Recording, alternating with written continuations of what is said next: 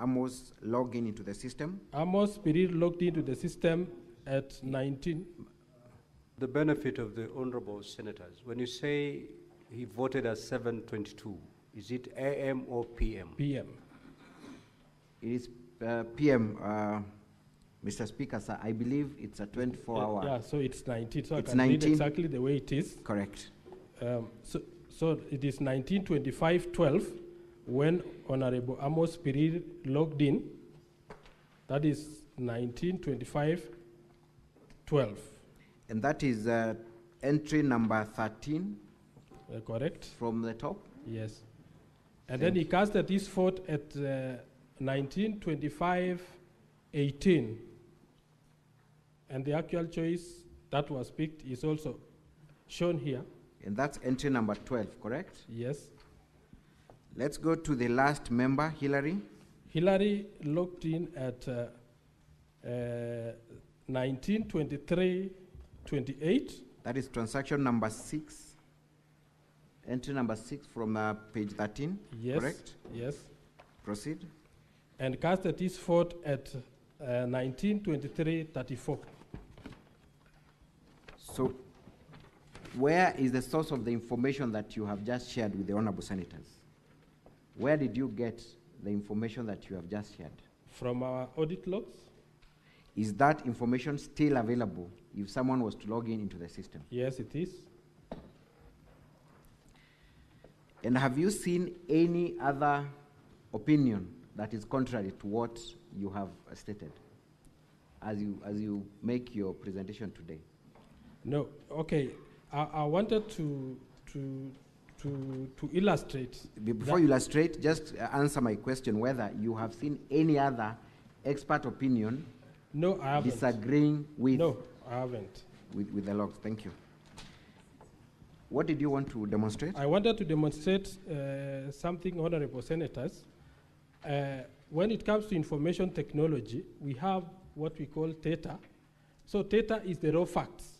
So what we are actually showing you under page 13, the audit logs, is the raw data, which once it was processed, produced the information which was being displayed in our dashboards.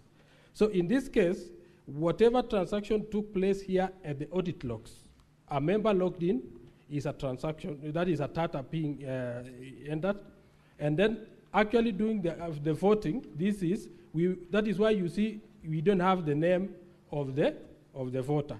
But when we go back to page 27, that is where we get the information, the definition of information. So the information comes here specifying that Honorable so-and-so logged in at what time and what was the choice of the vote. So this is clearly showing that we have really opened, whatever we have done here, giving out the system logs and whatever happens at the back end of the system, we have really opened our servers regarding this election. We were really transparent. We never had any other issue hidden behind the curtains. Thank you. And also confirm that the results were streamed live on both Facebook and YouTube. Yes, I confirm. Do also indicate and confirm that there was an indicator board present at the assembly. Yes, I confirm. There was an indicator board at the chambers. Did the indicator board transmit results in real time? Yes, you are. And were those results streamlined live? It was streamlined live in our Facebook page and YouTube page, and it is still available even up to now. Thank you. At this juncture then, Honorable Speaker, may I request the technical team to play video KCAV1 at minute 3. KCAV1 at minute 3. Then you take time to explain to the honorable members what is happening. Honorable Speaker and honorable members, that is our screen display.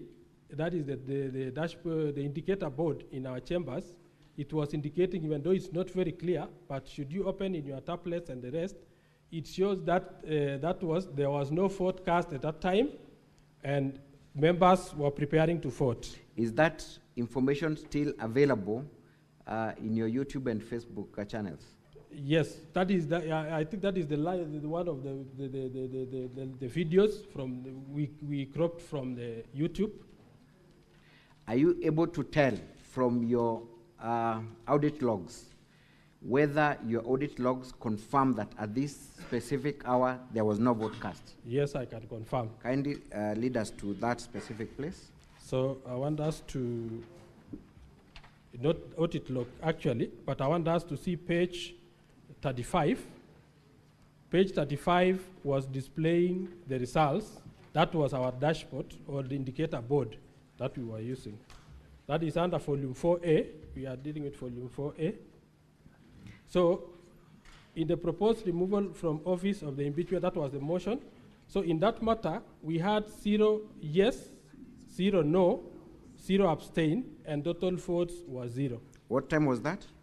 That was at 19:14:33. That is the time I took the screenshot from. So at 19:14:33, there was no vote that had been cast. Yes. So when an allegation is brought here that votes were cast even before the system was opened, could that be true? That is false. Can that be confirmed from the system that there was no vote that had taken place at this time? Yes, even from the timestamps for every voter who casted the vote indicate exactly what time he logged in and what time he voted. Let's proceed and watch KCAV1 at minute 5:21. Again, you confirm that the video we are about to watch is still available on YouTube and yes, Facebook. Yes, it is. At minute 5:21, order, you don't direct this. You don't really. I've even given you an opportunity to read your standing orders. You can post. Tell us what time that is. So and whether if someone went to YouTube and Facebook, they will still be able to see the timestamp on YouTube that corroborates with the document that you have retrieved from the system. Yes, yes. From my time at the timestamp on the YouTube live, the time is at 19:15. Which means 19:15 because the YouTube time doesn't include the seconds on the time. And I want to refer the honorable senators to our page 29 of our document. Page 30. Page 29. Okay. Page 29. So as at 6 minutes, which is based on the time which is on the YouTube, you can identify that time. It is not really visible, but it's a real-time time on the YouTube.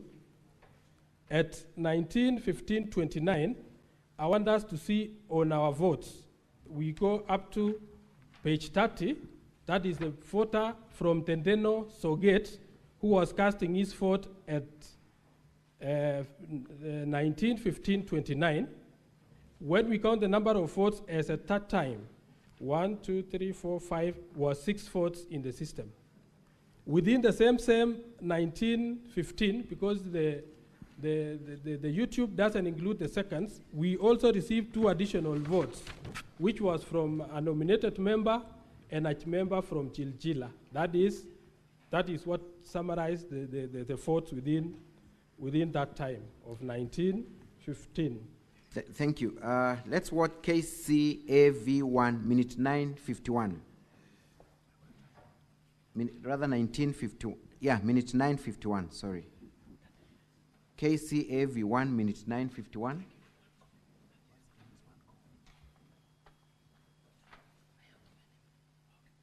Those who don't.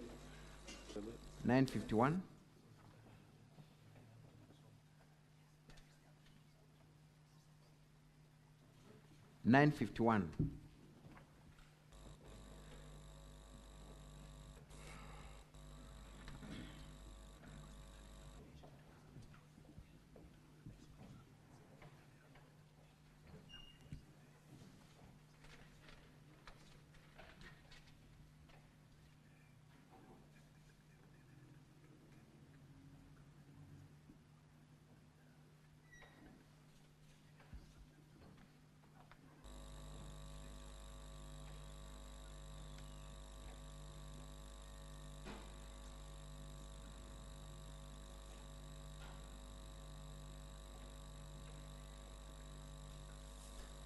We can even post there. You're able to corroborate even at that. I wish I could get the time, the exact time stamp of the YouTube, so that we can confirm also whether at that time stamp, because the one I wanted to play was at 19. Kindly proceed to 9:51.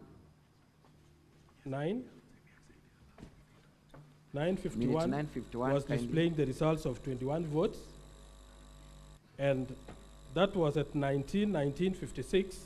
1956, that is based on the times I had picked, because it is not really very clear, is 1956 is the time when the honorable member from Kipchimchim, under page 31, casted his vote, and it was tallying to 21 votes.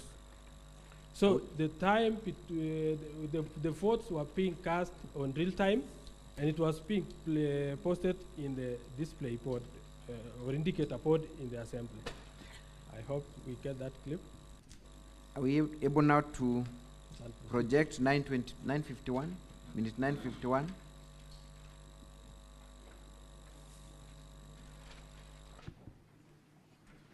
May, for the convenience of the assembly, direct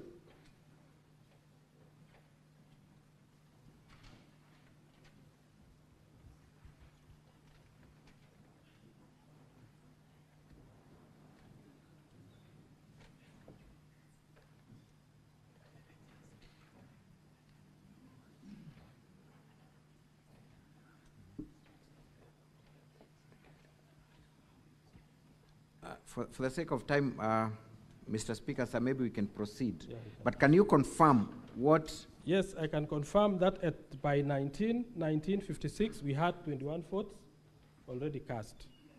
And is that corroborated from the indicator board available at the assembly? Yes, in the YouTube and the Facebook page. Let's go to KCAV1, minute 14:18, kindly.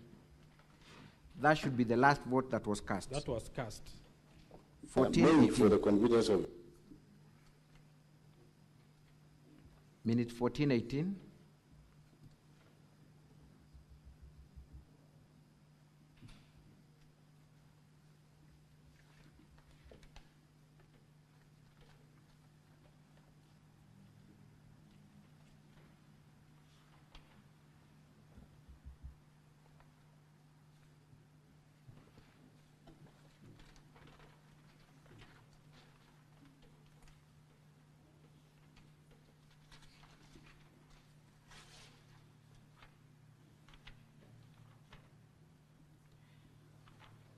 As we wait for the video, maybe confirm from your audit logs, when was the last vote cast? The last vote cast is in page 32. It was in 19:26:44. So the total duration of voting was 11 minutes 44 seconds. Thank you. So if a member tried to vote past the period when voting closed, what would happen? On the subject matter, once the time frame ended, it was not able, so it has a time frame of when the vote was ending, and you could not log in again to tell you the voting has ended if you didn't vote. Thank you. What would you finally say about the integrity of the voting system that was installed and used on the 15th of August? To my level best, it was transparent, free, and fair. Is there any evidence of any interference from third parties who are not supposed to vote? Maybe when other users wanted to log in with different usernames, you could see the system them failing to log in. Thank you very much. That is all for this witness, Mr. Speaker. I want to make a clarification on the last vote. That was vote number 33. And I believe we will get a video to play. It shows Honorable from Chepseon, David Maritim, being assisted by, you had difficulties in logging in, and he was being directed by the Sergeant at Arms to vote, to where the ICT team who was assisting in the chambers to vote. That could have formed a very comfortable closing remarks for me. Thank you. The next witness will be able to demonstrate that. Thank you.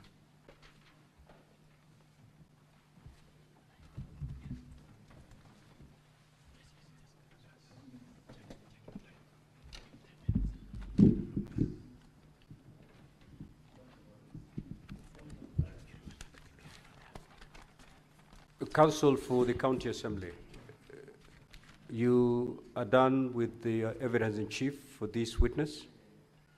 Yes, I am. Okay, so the counsel for the governor, you may now proceed to cross-examine. Honorable Just before you proceed, yes, Senator Onyonka. Mr. Speaker, thank you so much. These, I would like, before the expert sits down, I just need a clarification. How many people? Honorable Onyonka. Yes. Your colleagues would wish to seek clarifications as well, but that will come after the cross-examination is done. Thank you, sir. Thank you. Much obliged. Thank you. You may proceed. Honorable Speaker and the Honorable Senators, for the record purposes, my name is Kiriu Evanson, representing the Governor. So I'm going to rely on volume 1 of the Governor's documents. This contained in a pink cover, and volume 4A of the County Assembly's documents. For the Governor, yes, volume 1 of the Governor's documents and volume 4A of the County Assembly's documents. Particularly in 4A, it is page 1. Page 1, page 2, and page 3. You can be shown those documents. Volume 4A, page 1, 2, 3, the list for computers. You can show him. Someone can show him the documents. Yes. Volume 4A.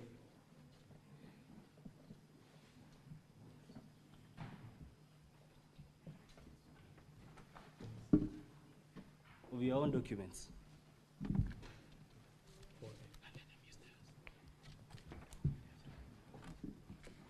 Page 1. Kindly confirm that that is the list of members that received the laptops in September 2024. Yes, I confirm. You confirm that list has ID numbers for the members. Yes, I do. So as from September 2024, you had the ID numbers for the members. You are wrong, because I had the details of all these members when they were sworn into the assembly. So you had all the details of these members, including the IPPD numbers and the ID numbers? Yes, as okay. the system administrator. Thank you. So you had the ID numbers and the IPPD numbers? Yes. That is why I want you to look at the same volume. I didn't miss to under number 4, page 4 of the same volume. No, I'm referring to page 1, 2, 3. I'm concerned with only those pages. Because you have confirmed what I wanted to know. Yes. Thank you. Okay. So let's go to page 259 of volume 1 of the Governor's documents. Page 259.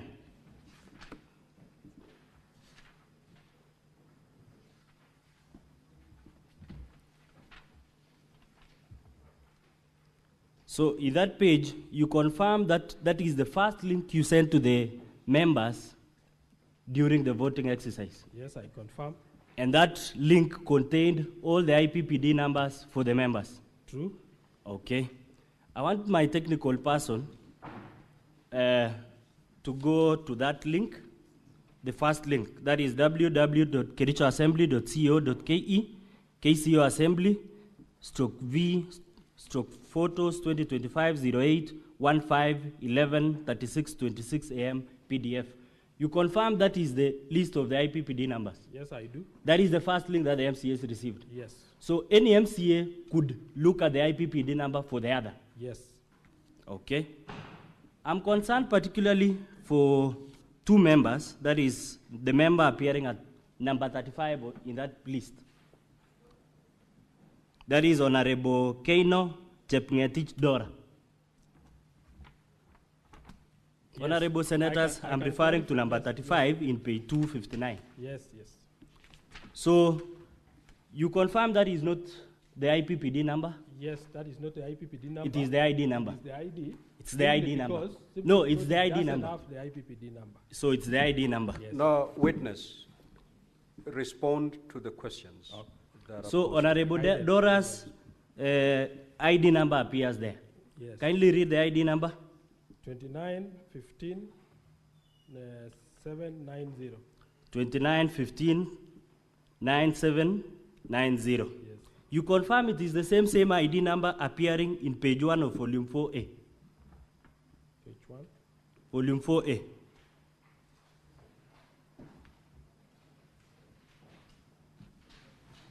Volume 4A, she's appearing at page 2, number 36.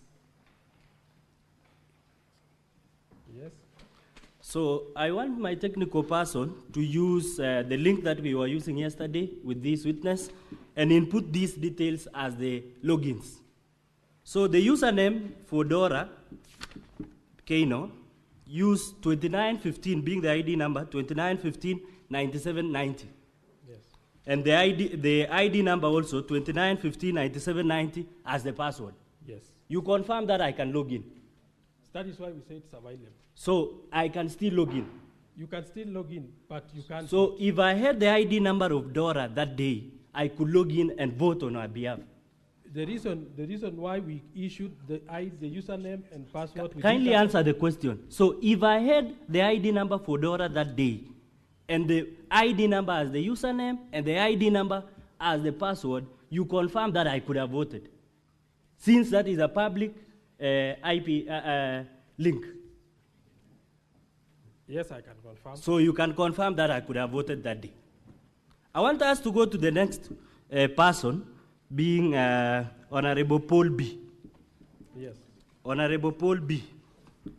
His ID IPPD number, I'm referring to page, this is Paul B, page 104A, page 104A, number 15.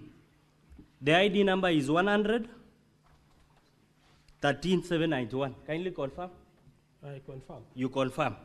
You confirm also that is the number indicated in page 259 of volume 1 of the governor's bundle of documents, Honorable Paul Kipto B, that is the username indicated. Yes, I confirm. Kindly, my technical person, indicate that the ID number being 100 13791 as the username and the password being the same ID number.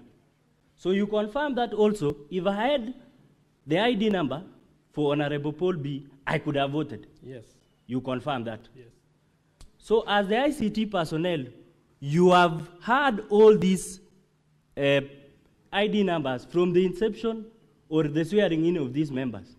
That means as an ICT person, you could access using the login credentials of those MCAs and vote. I'm a custodian of this information, and it is either yes or no.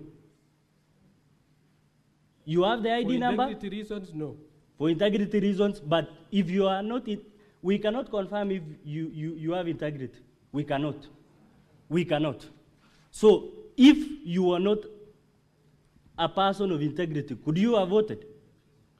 As a system admin, I was logged into the system. I couldn't have voted.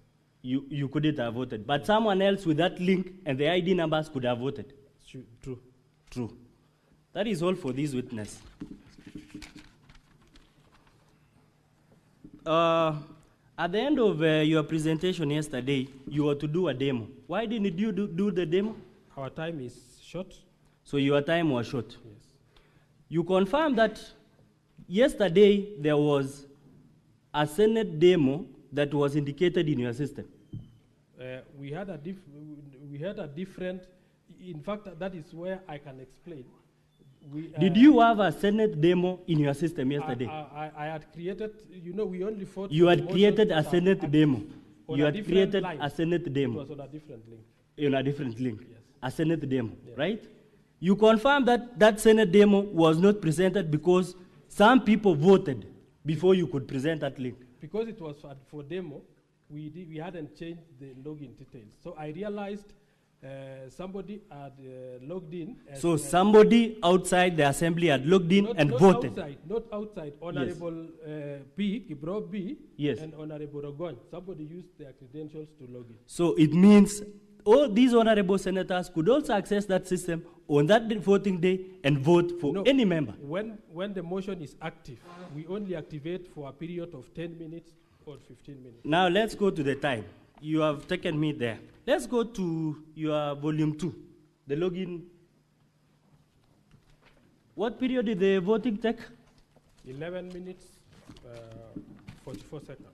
For 11 minutes? 44 seconds. You confirm that the standing orders 77-4 of the County Assembly of Kericho provides that it is only for 5 minutes, that voting. I confirm. You confirm that it should be 5 minutes. But with the extension of the speaker, which is in the Hansard, he extended additional 2 minutes. So additional 2 minutes will make it 7, not 11, right?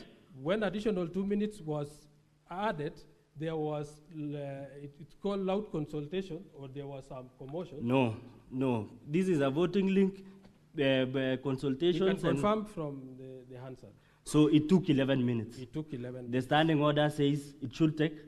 5 minutes. When did the voting deadline, the voting deadline indicated is? The voting deadline, Yes, indicated in your documents is 8:58. that was just, so for the real voting, you know, we had created a motion in advance.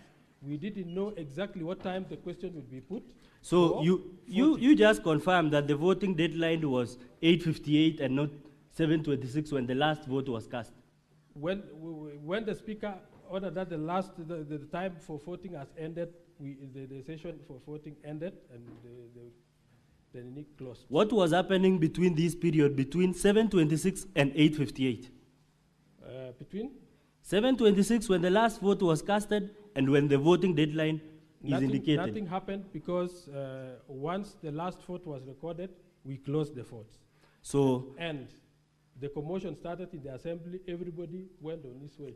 you can also confirm from your audit logs that there are no IP addresses. They are.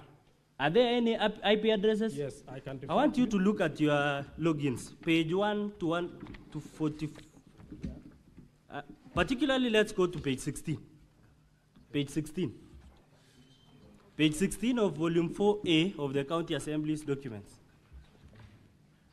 Our IP addresses are in page 29 of our document. No, I'm referring to the audit logs. Should audit logs have IP addresses? No. They should not have. Yes. You have answered my question. So I'll still tell you that anyone else outside the assembly could have voted that day. You confirm? Based on No, anyone else the based. IP addresses that has been used specifically to vote on here are from our own No, gadgets within the assembly. from your testimony of the ID numbers and the IPPD numbers, anybody else with that link could have voted that day. Yes, yes. Thank you.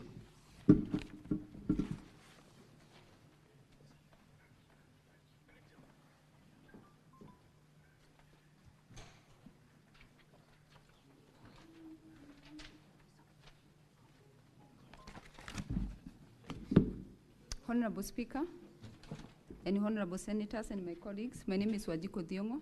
I represent the governor. I'll pick it up from where my colleague has stopped. Alfred, I will refer you to your affidavit, which is in your volume 2. And it is your testimony, as my colleague was cross-examining you, that the username was the IPPD numbers, Yes, and the password was the ID. yes. Is that correct? Correct. I refer you to paragraph 11 of your affidavit, and it is your testimony that, Oui.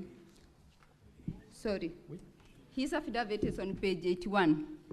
Learning from page 79, but I'm referring to page 81, paragraph 11. The Assembly Battle, volume 2. It has the affidavit of the witness. Volume 2 of the Assembly Battle. Page 81, paragraph 11. Alfred, is your testimony that the electronic voting was rolled out following the amendment in the standing orders. Is that correct? Yes. When exactly was this electronic voting framework become live or become available for voting? It is only the time when we got the first division in the assembly. which happens by coincidence, it became the No, it's impeachment of okay. the governor. As you are the ICT, from the ICT department, when did you develop this system of electronic voting? Was We it have- on the material day, or We have been working on it. when Because did it become available? A specific date? So it became available for the voting 2 days to voting. That is So- when we created the link, when we were testing whether the members. So it became could- available 2 days before the voting. Yes. You can then confirm that the members of the assembly did not have the opportunity to interact with their system prior to this voting. Yes, I do. And it was the first time it was used. They have been using other systems in the assembly. To take that further, you can confirm there was no opportunity for the MCAs to then develop their personal password or change the password before any activity is undertaken. I confirm because the standing orders gives only 5 minutes for voting. It's okay. Was there opportunity to change the password, yes or no? No. There was no opportunity. So that, if I take you back to your paragraph 4, Honorable Senators, it's on page 79 of the same bundle. When, at paragraph 4, you take it down to paragraph D, 4D, when you indicate that the platform then would be utilized to supply for voting, but when you go back to B, it would be utilized for attendance of register and circulation of order papers. Had the system been utilized to circulate the motion for this particular issue, for the impeachment of the governor? Was the system used to circulate the So motion? that is our internal, from my affidavit, I have indicated that we have been using a financial management operation system that had. Let's all go these to features. paragraph B2. Yes. Circulation of order papers and Yes. committee reports. Yes. Was the system utilized to supply the papers for this particular motion during Order that day? Yes. It was utilized? Yes. Have you adduced evidence to that? I didn't, but. You did not. Yes. It's also your testimony that under the bundle,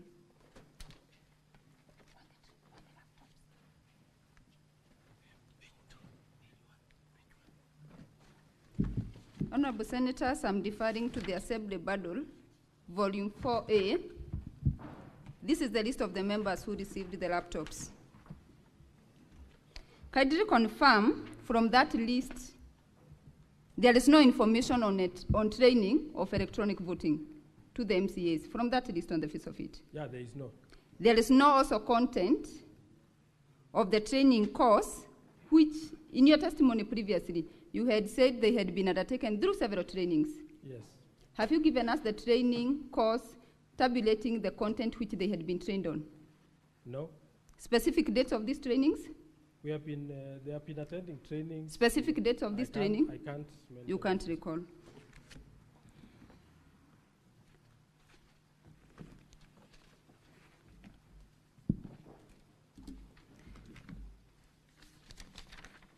We can move to the logs, which is in paragraph, the same volume 4A.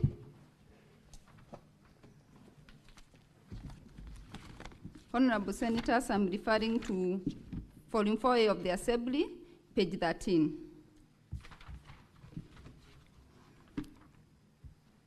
So that we understand how these logs were obtained,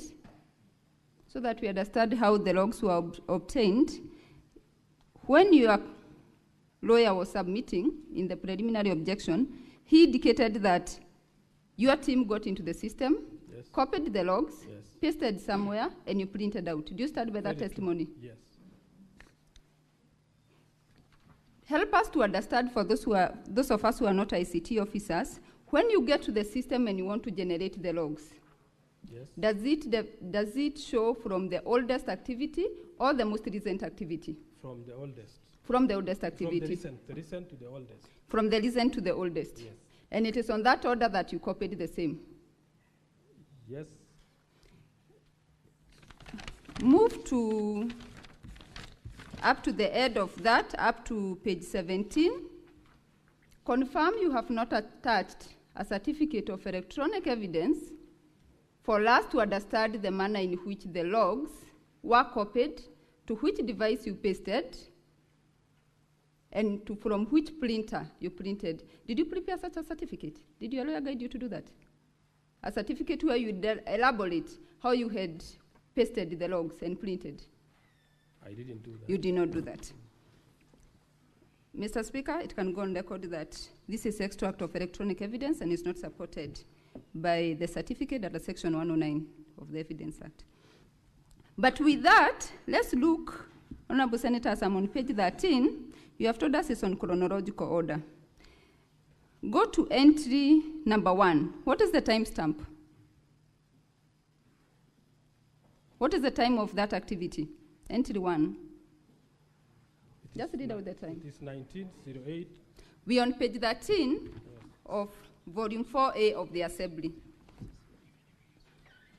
Yes, it is 1908-48. 1908-48. Yes. What is the next time? On entry number 2? 1936-06. 1936-06. Entry number 3? 1926-44. Explain to us that chronology, that they do not follow each other. From 1 to 3, just reading on the face of it, it starts from 1908, goes to 1936, we go back to 1926. That chronology, as you told us, is from, you had said it's from the oldest. Yeah, but that was copying. That was just... That was copying. Yes. So in copying, then you had some leeway in editing of which comes first and which comes next. No. Then where doesn't the chronology come? Anyway, we can confirm that the chronology lacks from, even on the face of it, from entry number 1 to number 3. The chronology is not there. So the chronology from number 3 is... No, it's okay.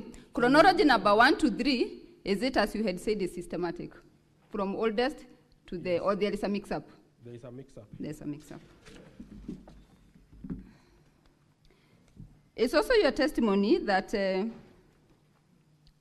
the system was developed internally by the Assembly, yes. Your department. Yes. Can you confirm you have not adduced before this House the system security certificates for them to build a confidence in your system? You have not produced those certificates. Standing orders cover us in that, in terms of... It's okay. We are before the Senate. Do you have those certificates for this system? We rely on the standing orders. You rely on the standing order, so you don't have them. Have you ever tried the penetration test to your system to see what my colleague was alluding to, that anyone who had the user ID and the ID numbers from wherever they were in this country, they could log in, vote, and get out? Do you have some did you ever do some penetration test to confirm that there could be no hacking to your system? Yes, because in the Assembly you have the firewall. It's okay. Do you have the test certificates before us today? No, I don't. You don't. And as I finalize then on your login, I know my colleague, Mr. Wanyama, will come in deeply to that. Confirm that it does not show us, apart from the IP address, your logs do not show us when a specific MCA gets in and when they log out. There are no logouts. Most of them didn't log out. They did not log out. Most of them. So up to now, they are still in the system. So the extract of this really I didn't include because by the time I extracted, they didn't log out. But either way, when we go through your logs, which is on from page 13 all the way to page 17, it does not show us the logouts. Some logouts are there. Some logouts are there? Yes. Okay.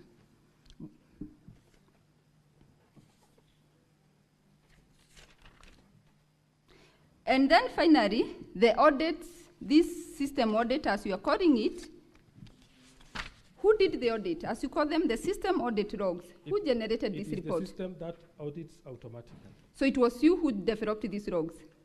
It is generated by the system. By yourself?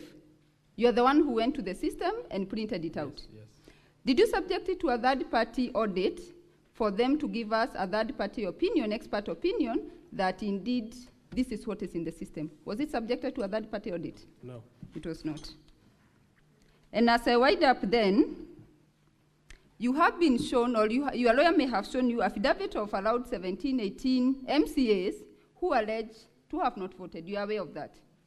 As you stand here, you are aware that there are 18 MCAs saying they have not voted, or 17? The 18. The 18. Do you have any evidence from your system which you can demonstrate to us that they personally voted, not their credentials, that they are the ones, you can link them to that vote. Can you link the particular, like you are shown, that one for Dora, can you link them to that particular vote personally?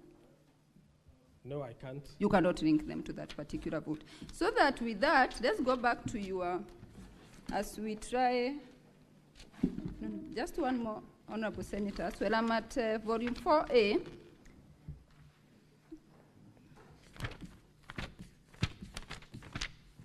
No, I can leave it at that. So that we wind up, let's go back then, Mr. Alfred Colil, to your paragraph 2. And as we look at to give credence to your testimony, are you testifying as an employee of the County Assembly, or are you testifying as an ICT expert today? As an employee of the County Assembly and system admin. A system admin? Yes. So you confirm you're not an ICT expert? Are you an ICT expert, yes or no? No. You are not an ICT expert. But anyway, let's look at your paragraph 2 as you claim you are the system, you said you are system administrator? Yes. Let's look at your paragraph 2, and you say that you have bachelor's degree in business management. I'm sorry. This is the affidavit of Colil. It's in volume 2 of the Assembly. It's on page 79. I'm looking at his credentials, which he confirms he's not an ICT expert.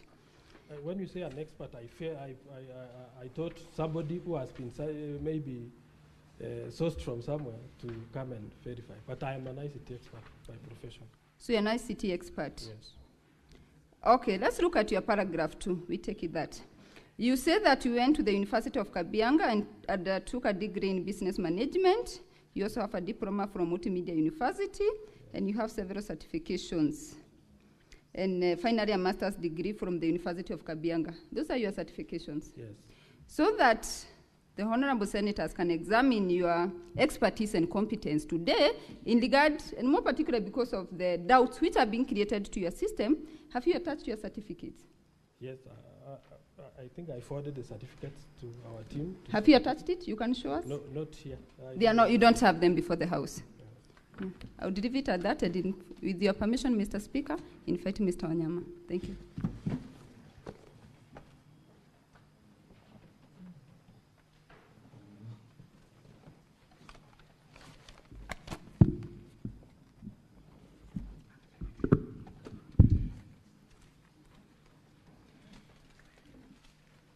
Can you again remind us the qualifications that you have on the ICT sector? I have a degree in business information systems. Business information system, eh? Yes. Okay.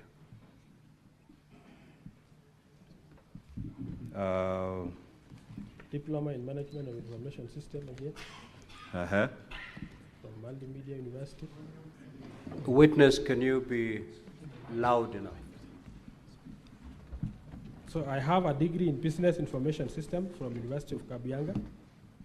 I have a diploma in management of information system from, it was Kenya College of Communication Technology, currently Multimedia University. I am also at level, I have done section 4 of CASNEP. It was formerly called CICT. That is when I stopped doing the CASNEP exam. Okay. Are you aware of the government of Kenya's policy in respect to development and hosting of domains? Yes, I am. Which is the policy? It should be hosted with the geo.ke, the government platform. Okay, which is the policy? We will come to the domain number, the geo.ke protocol. Which is the policy that governs the creation of ICT issues, including you as a developer going to host a website, developing it, deploying it for the application for usage. Which is the government policy on that? I'm not very sure about that. You're not very sure. Are you aware, and you have just mentioned it, are you aware that the government of Kenya has prohibited the hosting of our data abroad unless there is sufficient safeguards? put in place for data protection. Are you aware of that policy? Not aware, but our official website is hosted with ICT Authority of Kenya. Which is? Which is? Yeah. Which is the domain that you say is hosted by the ICT Authority of Kenya? That is Kericho extremely Assembly. important. KerichoAssembly.go.ke. KerichoAssembly.go.ke. .go.ke. Yes. That is the official county assembly domain that is hosted by the county, by the ICT authority. Is that correct? Yes. Now, if you go to your website, which platform are you using? Is it the .co.ke protocol? Or the I can confirm that .co.ke protocol platform is for our internal system, for management of our internal affairs. And that is the one that I'm concerned about. Yes. How was that system procured? We worked on it. It's our inbuilt system. Inbuilt system, eh? Yes. You're sure that you worked on it? Yes. Are you sure about that? Very sure. And you are the user? Of the system. The finance team and the other teams are the users. The users of the system? Yes. You are not the user of this system? I don't understand properly the meaning of the user, as you define. I'm the system admin to that. You are the system administrator, right? Mm-hmm. Yes. And as this system administrator, what are you supposed to do? To allocate the rights to users, to manage all the processes within that system. Who allocates you rights as a user? As a system admin. Sorry, as a system admin, who allocates you rights as a system admin? Who? It is the system admin who has the super rights to the system. You have the super rights. Eh? Yes. And who creates this system? I have a team. You have a team. Yes. Eh? Where is it hosted? We host with Host Pinnacle. Host Pinnacle? Yes. This is important. What is Host Pinnacle? It is a hosting site. It's a hosting site. Eh? Yes. Where is this Host Pinnacle located? Is it a public institution or a private institution? A private institution. A private institution. Eh? This hosting of data from the county assembly by a private site, and you've confirmed Pinnacle Limited is a private institution. How was that procured? How did you procure the service of hosting your site with a private entity, despite the government of Kenya's policies on data protection? How did you do that? Did you procure for this service with this Pinnacle company, a private entity, to host very important information on the impeachment of a governor? Did you do that? Not for the impeachment of the governor. It is for hosting our internal management system.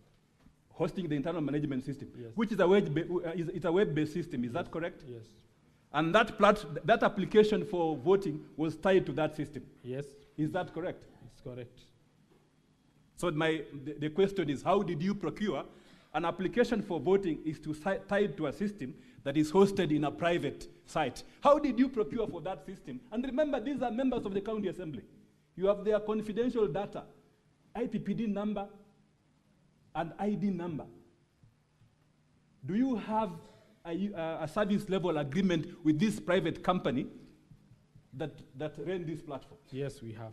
Where do you have it before? I didn't know it will be needed. You didn't know it will be needed, eh? Yes. Now that you have confirmed that you have, how did you procure? Did you procure their services in accordance with the provisions of the Public Procurement and Disposals Act? We just paid for the site, for the space, direct.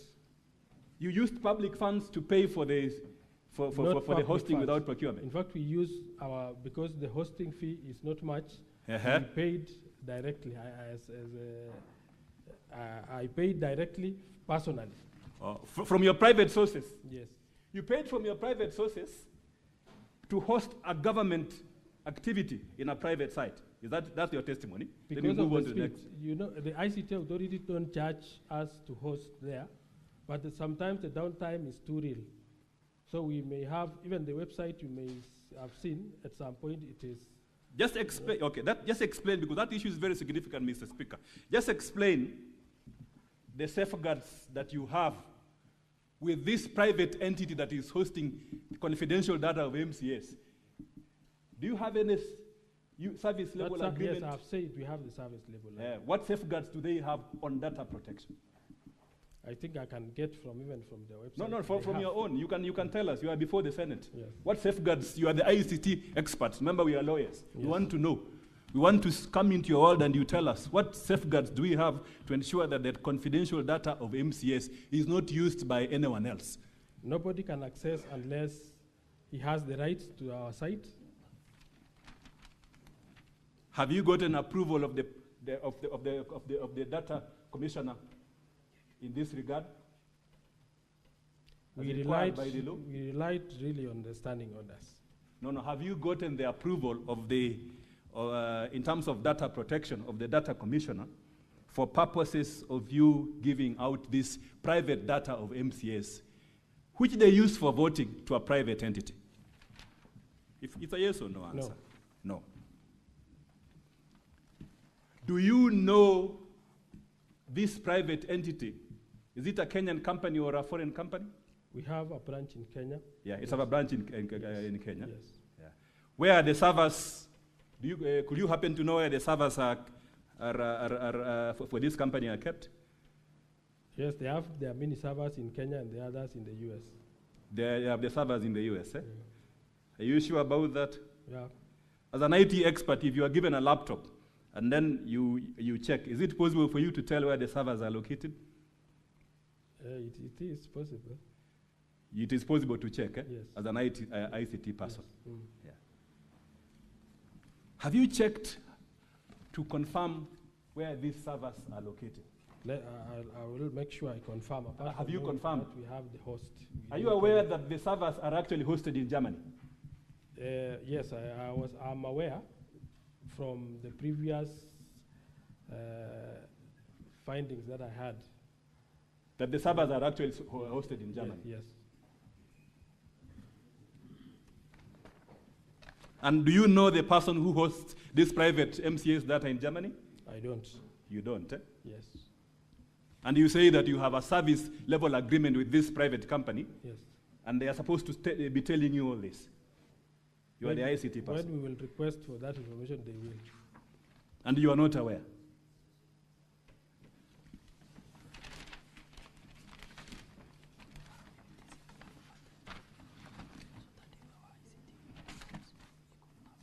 Will you then oppose if an ICT expert from our side comes to say that these servers are actually located in Frankfurt, Germany?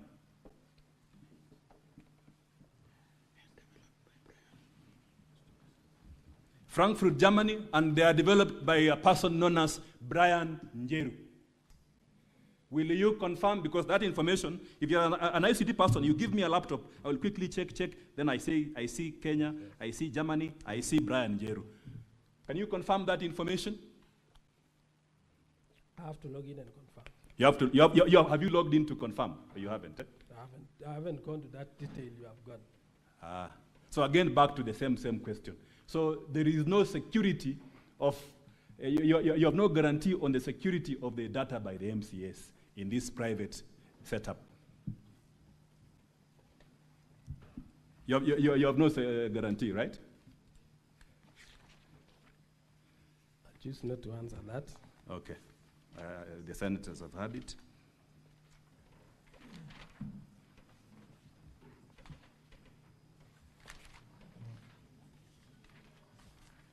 Again, let us look at this system that you say you developed. Eh? Again, I will ask this question. MCS are the users of this system, is that correct? Correct. Who else can use this system apart from the MCS? Electronic voting system? Yes, the one that you used for voting. You said MCS are the end users, is that correct? Yes. Who else can use this system? System administrator only. System administrator? Yes. Who is this system administrator? Me. Can the clerk have access to this system? No, we indicated system admin to clerk because All the correspondence from the assembly will finally come out from the clerk. It will come from the clerk? Yes. Okay. Now, let's look at the evidence that you have submitted before the Senate. Because at the end of, Mr. Speaker, sir, at the end of this line of cross-examination, there's one inquiry which the witness needs to answer. The authenticity of the system and whether these 4 MCS actually voted. If they voted, then our case collapses. If they didn't vote, then the county assembly case collapses. And I'm going to ask this question. Look at volume 4A of the county assembly document.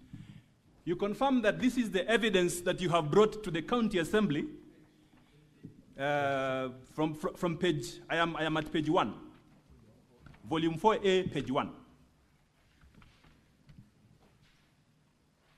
You confirm that from page 1 all the way to page 47,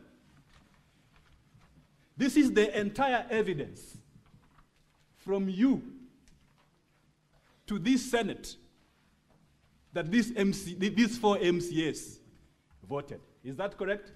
Yes.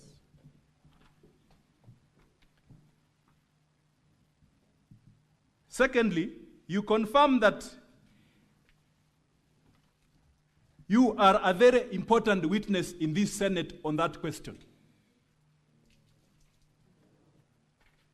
Do you confirm that?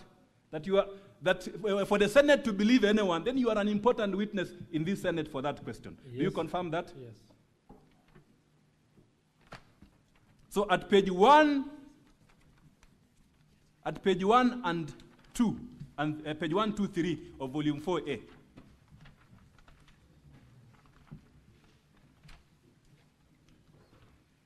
you confirm that at some point you bought MCA's laptop. Yes. All of them? Only 2 didn't. Only 2 didn't have. Yes, Who? yes. Honorable Vincent and Honorable Speaker. Honorable Vincent, did he vote? Yes. He voted which side? Yes or no? Or he didn't vote? He voted yes. He voted yes. So only 2 MCAs don't have, according to you, the laptops.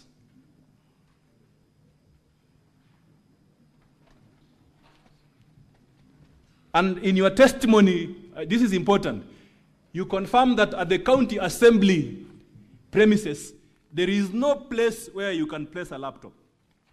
Yes, I can confirm. That you can, there's nowhere you can place a laptop. Eh? Yes. Thank you. That on this voting day, was there an MCA with a laptop in the floor of the House? ICT officers were you were the there. chambers. I wasn't there. You were not there? in the chambers. So you can't tell. If you can't tell, I'll move on. I can't tell. You cannot tell. I'll move on. So where were you? You said you were not there. Where were you? I was in a different office. In a different office. Monitoring whether members are able to log in. Members are able to log in. Eh? Yes. Second question before I go to the third question. These laptops, as the ICT person, have you confirmed that they are all functional? Yes, I did. They are functional. Yes.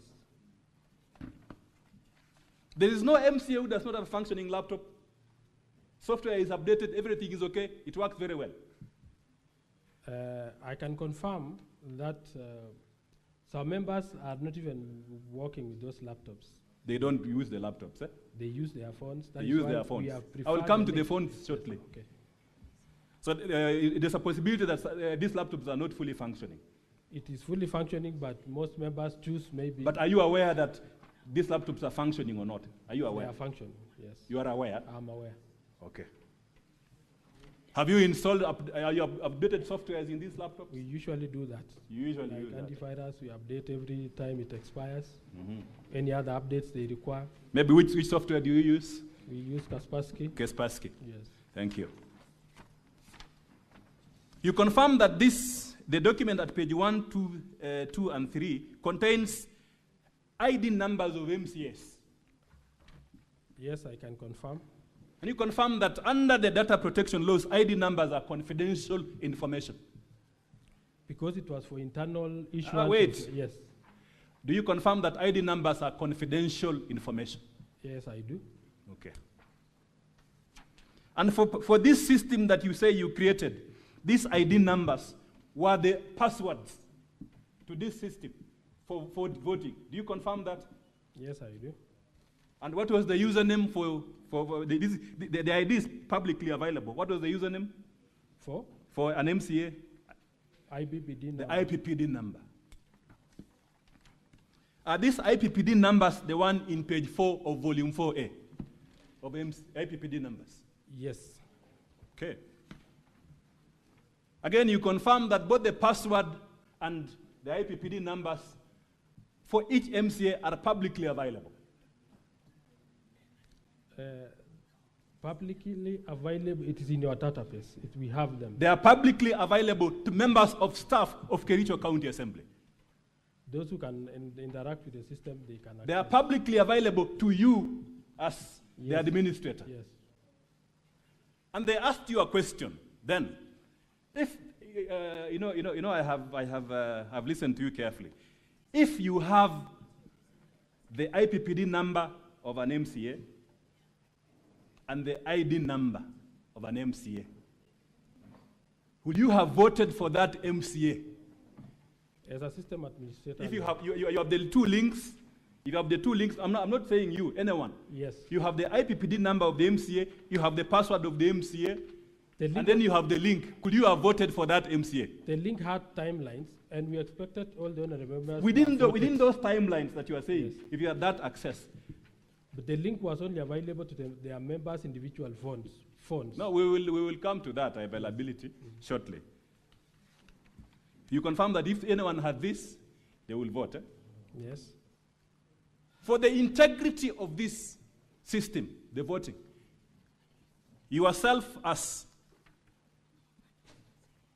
the ICT administrator,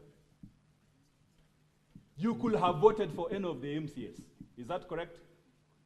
I'm using the word you could have voted because of the information that you had. You could have voted for any of the MCAs. Is that correct? Yes, it is correct. Now, go to page 12. Go to page 12. Page 12 of the volume 4A. We now have, Mr. Speaker, sir, we have the information to access the system. Now the system is being deployed, and the evidence here is at page 12 of the volume 4A. Is that correct? The link. Is that correct? That now at page 12, we are now activating the system? Yes. And you activated by sending, what did you do? You send what? An SMS. You send an SMS. To who? All the honorable, the phone numbers of the honorable members. And this SMS was for what purpose? To provide the link to access the voting. Was this a bulk SMS like the one we usually receive from people who market services? We have a customized SMS for the assembly, ACU assembly. I'm asking, is it a bulk yes, SMS it is. system? It is. Okay, thank you. You send telephone, these links to mobile numbers of MCS, is that correct? Correct. How many persons, according to page 12, received the text message containing the links for voting? How many persons received? You can count. On this one, you have time, you can actually count, because it's an important question. On page 12, how many persons, if you count from the bottom to the top?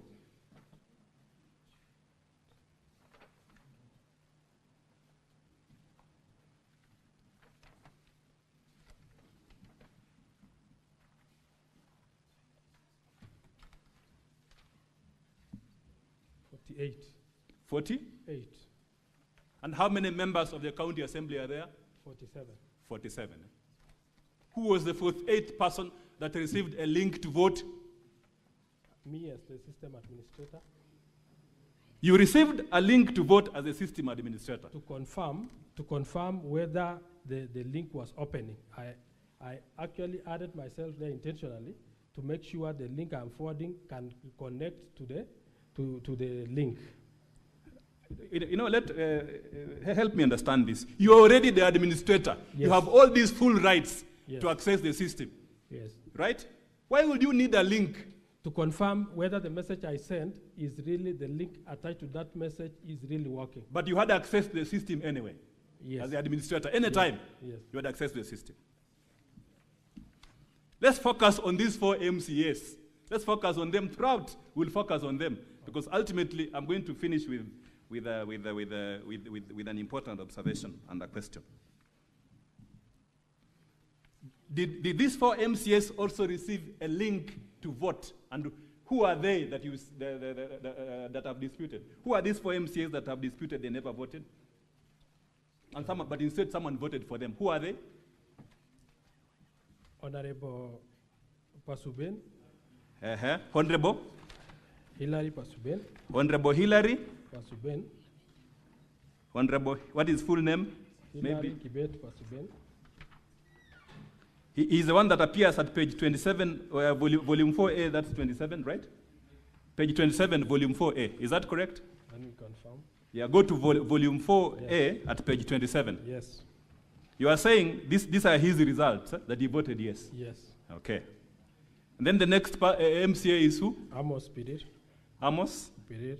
Birir. What is his full name? Amos Birir Mutai. Then the third MCA? Martin Cheriot Kiplangat. And who is the fourth MCA? Etna Tanui. Okay.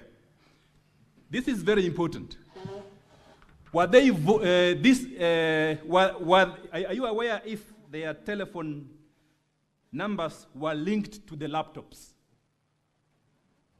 Linked to? Yeah, their telephones were linked to the laptops, or they were operating it from, they were operating the voting from their phones. Because there are instances where I can link my phone to the laptop, then I operate it from there. There are instances where I just need to use my phone, which has internet access. Yes. So which is which? I was not in the chambers. I can't confirm. You cannot confirm. Huh? Yes. And but you are an important witness in this Senate. Okay.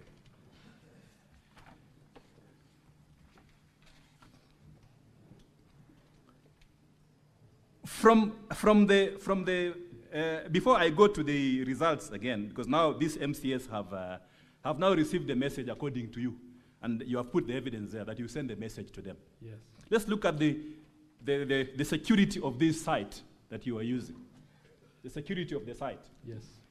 Have you ever done any penetration tests on this site to demonstrate that it's secure? That one I can. Penetration sites. You know, I handle the presidential election petition, and we had an issue on ICT. Yes. So there's something about penetration sites. You know about them? I know. Yes. In this system, did you do penetration tests to confirm that it's a very secure system, and we are ready to deploy it? We confirmed because the IP. Did you do penetration tests? No, we didn't. You didn't. Eh? So you don't have any report on the security of the system. Yes. Training of MCAs.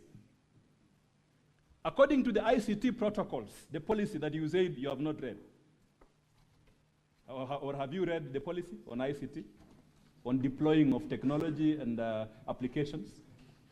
There's an important aspect of training that you are aware. Is that correct? Were MCAs adequately trained on how to use this system? And where is the evidence of the training? Because training is an important part of system application and development. Were MCAs adequately trained on this system? We had trained them on the internal system. On the internal system. What about the voting system? The voting system was too easy to understand, and we are using the same platform. You are an ICT person. Yes. Do we all have the same knowledge as you? We all MCAs ICT we provided personnel? the guide on how they could vote through that link. Why is there a requirement that training must be done? To build the capacity. To build the capacity of the use of the system. Yes. What about the manual? Do you have a manual that shows how this system is supposed to be used? User manual. The user manual. Do you have a user manual? To show the Senate here, the House, the upper chamber, that this is the user manual. These MCAs were trained. They are lying to the Senate. They were trained. Do you have it before the Senate? No, I don't. You don't have. Now let's come to the penultimate question. And this is a bit technical. You will help us to understand. At page 13, Mr. Speaker, sir, to page 17 of volume 4A. This is the penultimate question, and it will tell you where the fraud is. If you have sent me a message to my phone, Yes. and that phone has access to internet, Yes. right? Then I was expected to vote using the phone. Yes. Is there Wi-Fi in the county assembly? Yes, we have. Are you aware whether the speaker made arrangement, had informed members that they are going to use the phone, that they are going to use electronic voting, so that all of them carry their phone to their chambers? Are you aware? If you're not aware, we'll move The on. standing orders dictates that. Are you aware that at some point some MCAs stood up on division and say, we are standing up, and they made the requisite majority, and therefore the speaker ought not to have used electronic voting? Are you aware of that? I'm not aware. You are not aware. So let's come back to what you are aware. When you send me a link to a phone, and that phone is internet-based, Yes. I can actually vote. Eh? Yes. What if the phone does not have internet? We have the internet in the assembly. Okay, are there phones which are not internet-based? Is Mlikamwizi internet-based? No. It's not, no, right? Yes. Now, when I vote, when I actually vote, and Mr. Speaker, sir, this is the only evidence that someone voted. When I actually vote, my phone has a unique address, a digital footprint, which is only unique to me, just like the thumb, my thumbprint, only unique to me in this world. Yes. So your phone has a digital footprint, which when we check, we will definitely say that you are the one who voted. What are you talking about? Is that correct? Yes. And this information on a digital footprint is called an IP address. Is that correct? IP address, yes. It's called an IP? Address. What is the full name of IP? Internet protocol. Internet protocol, but we call it IP address. Yes. And if I am voting, it will trigger action on a server. Is that correct? Or a computer system. Let me use the word computer system. True. That is the one that you are using to vote. Yes. And as the expert on ICT, we are all laymen. You are the expert on ICT. What evidence do you need to show that I actually voted and my data went to a system? What evidence do you need? We have the IP address that shows. What evidence do you need? We had. We have to see the login. Login. Hold on there. Yes. So you are saying that, of necessity, for any evidence to be correct that someone voted, he must have logged in. Then you must have logged in. Yes. And when you log in, you leave in a digital footprint. Yes. And this digital footprint, later on, you can access them by way of system logs. Yes. Thank you. Thank you very much. System logs. Are these the logs in page 13, 14, 15, and 16? Yes. The one which you say is evidence that these 4 MCAs voted? Yes. Thank you. What are the characteristics of a log, a computer log? If I look at a computer log, remember I've seen these computer logs before. If I look at a computer log, and I want to, I tell my neighbor and colleague, these are computer logs. What should I expect to see in those logs? The username. Username. Time you logged in. No, let's start with the first information. Yes. What is the first information in accordance with the ICT protocols? Username. Uh-huh. By the way, you said that you are the one, before we answer that question, you are the one who developed this system. Eh? Yeah, we did. With your team. Eh? Yes. What computer programming code were you using? The computer language? PHP and PHP, JSON. not Yes. Java? Not Java. Thank you very much. So you are familiar with these codes. Yeah. Should the codes contain a timestamp? Yes, it should.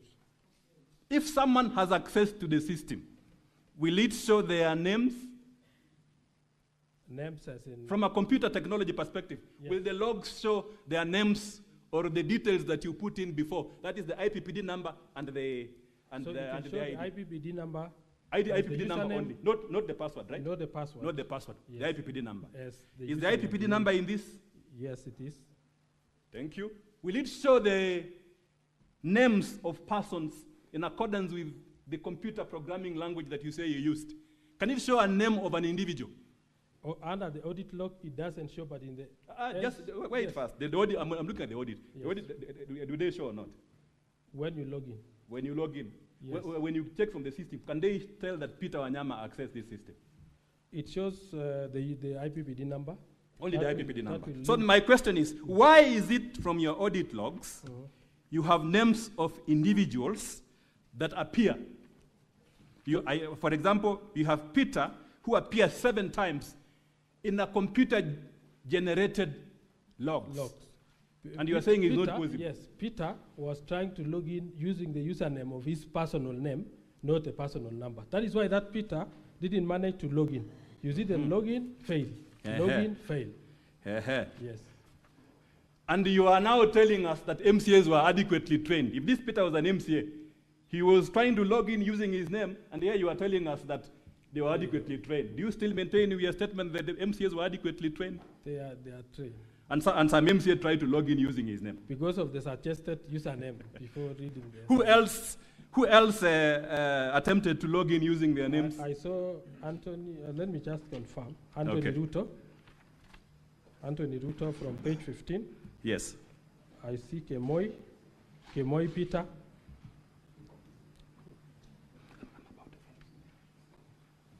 As we finish my time, just my time, I want to ask you these questions as I finish.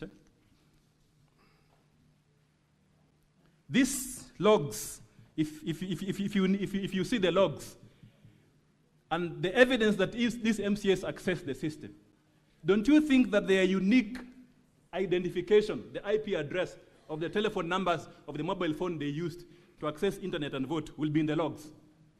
Not in the logs. Is it your testimony before this house that the IP address of these MCAs who accessed the system cannot be in the logs? It did not, yes, that is my... Yeah? Yes. It ought not to be in the logs, or it ought to be? Not to be in the log. It ought not to be in the logs. But in the real, in the voting that they did. No, I'm just asking a simple question. Yes.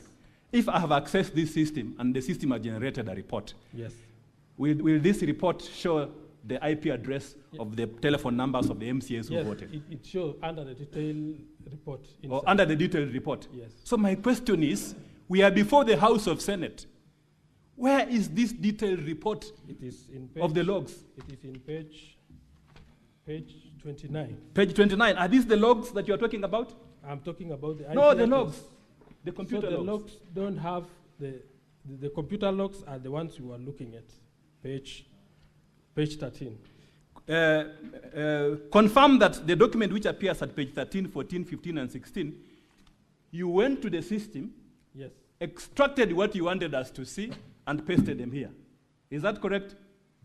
No, I extracted all the logs, audit logs. But within- where are the, I'm just asking a simple question. This person's attempted to log in. Where is the IP address for each person? Because as a person who has handled electoral dispute, I can quickly see from logs that a log ought to contain the IP address. In fact, the purpose of the IP address is for security of the system. So that as the user, you can be able to tell what happens, who is trying to get into my system. Then you can trace them and say, Mr. Peter Wanyama, this is the log that he's using, this is the IP address, and I will shut him down. Is that correct? It's correct. So your logs are cut and paste. There is information in the system which you don't have before the Senate. No. Thank you.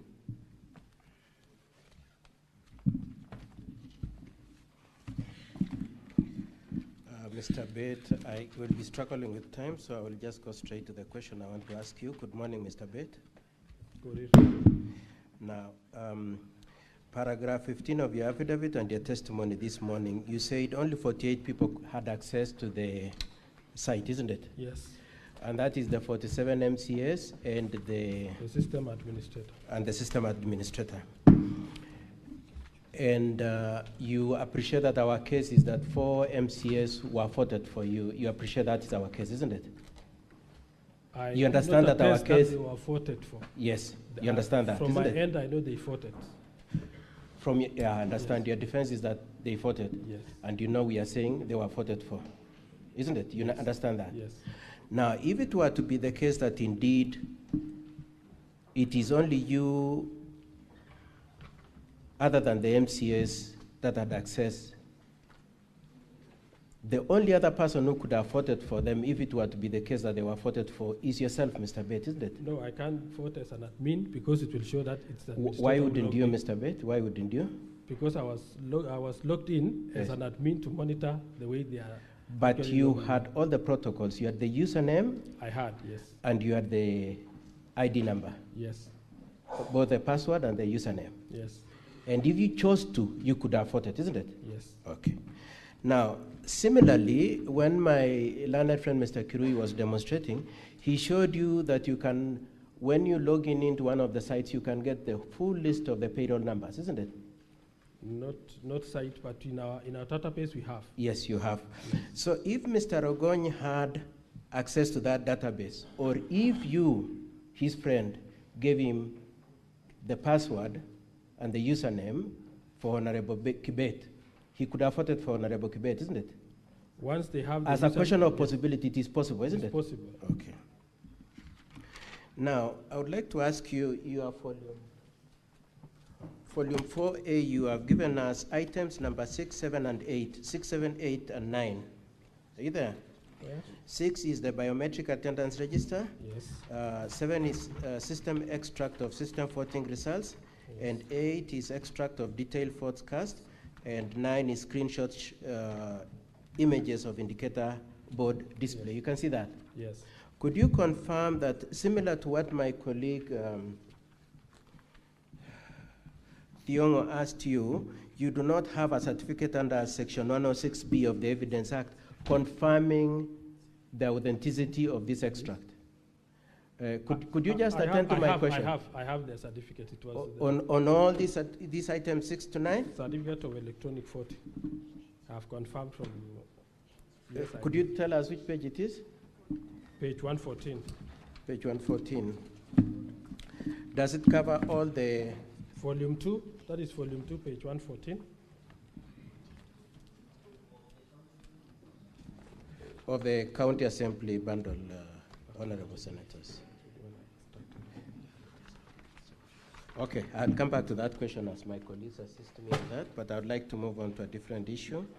Could you confirm the way you displayed to us when you're testifying that the votes started at 9? Your first display was at 1915. You displayed the screen at 1915. Yes. Could you confirm that the first display displayed 6 votes? Yes, I do.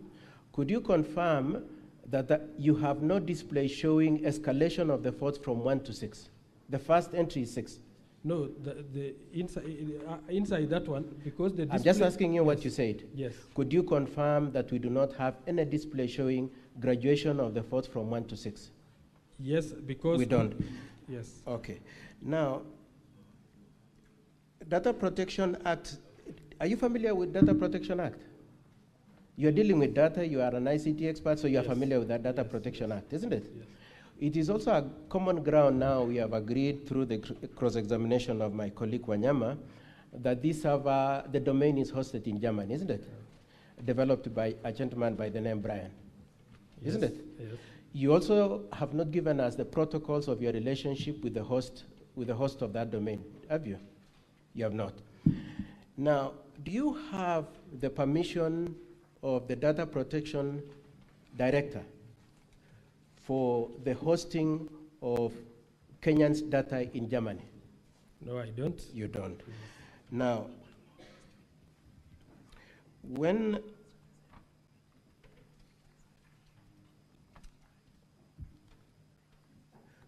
have you registered this system under Section 18 of the Data Protection Act? We relied on the standing order. Just answer my question. Have you registered it? No.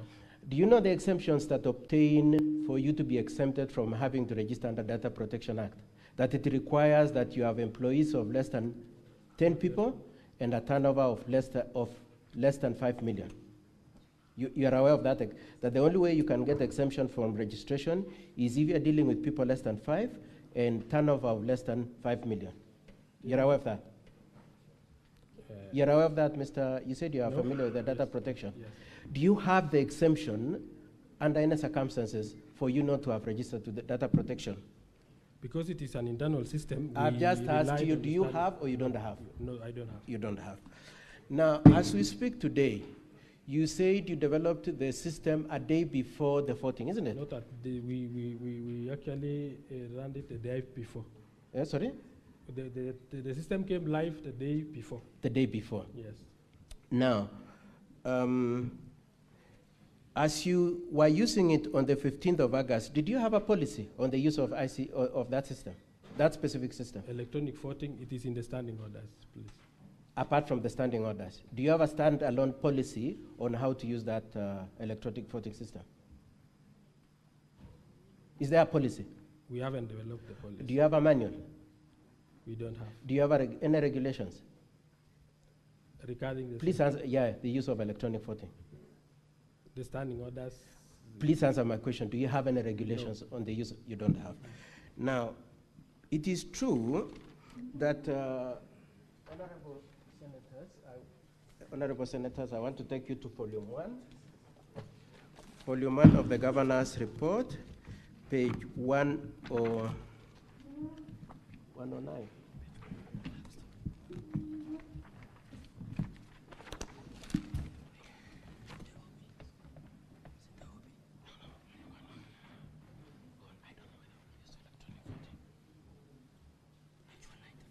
Page 195.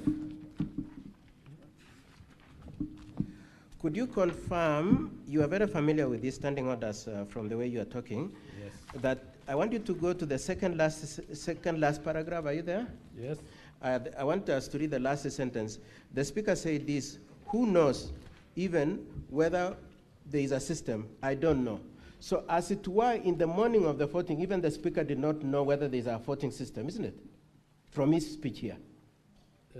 From his speech, yes. Yes, he didn't know. Even him, he didn't know. He didn't even know how the system will be logged into. He said, what has he said? He said he doesn't know whether there is a system, isn't it? Yes. So how come you're saying the MCAs were aware that they could they could vote electronically when the speaker himself doesn't know? Because of the standing order. Because of the standing orders. When it comes in and the speaker doesn't know the standing orders. He knows. So how come he's saying that? Okay, let's move on. Then you said yesterday in your testimony that, let's just hear what you said a moment ago. Did you say he didn't know how it would work?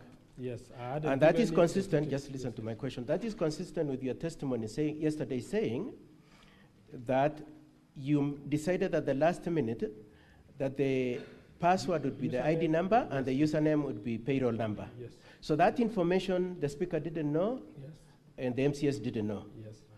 And are you an MCA, Mr. Bett? I'm a staff. So you decide as a staff what the MCS should do. You decide for them. Because it was a voting system, I had to keep the details. Did you need even to consult with the speaker? You decide on your own. Did you consult with the speaker on that issue? We were expecting... My question is, did you consult with the speaker on what password and username to use? No, I didn't. You did not. Okay. Okay, and in the same page 195, it is true that long before voting, the 18 MCS, which incorporates the 4 MCS, had already complained that some people have voted for them, isn't it?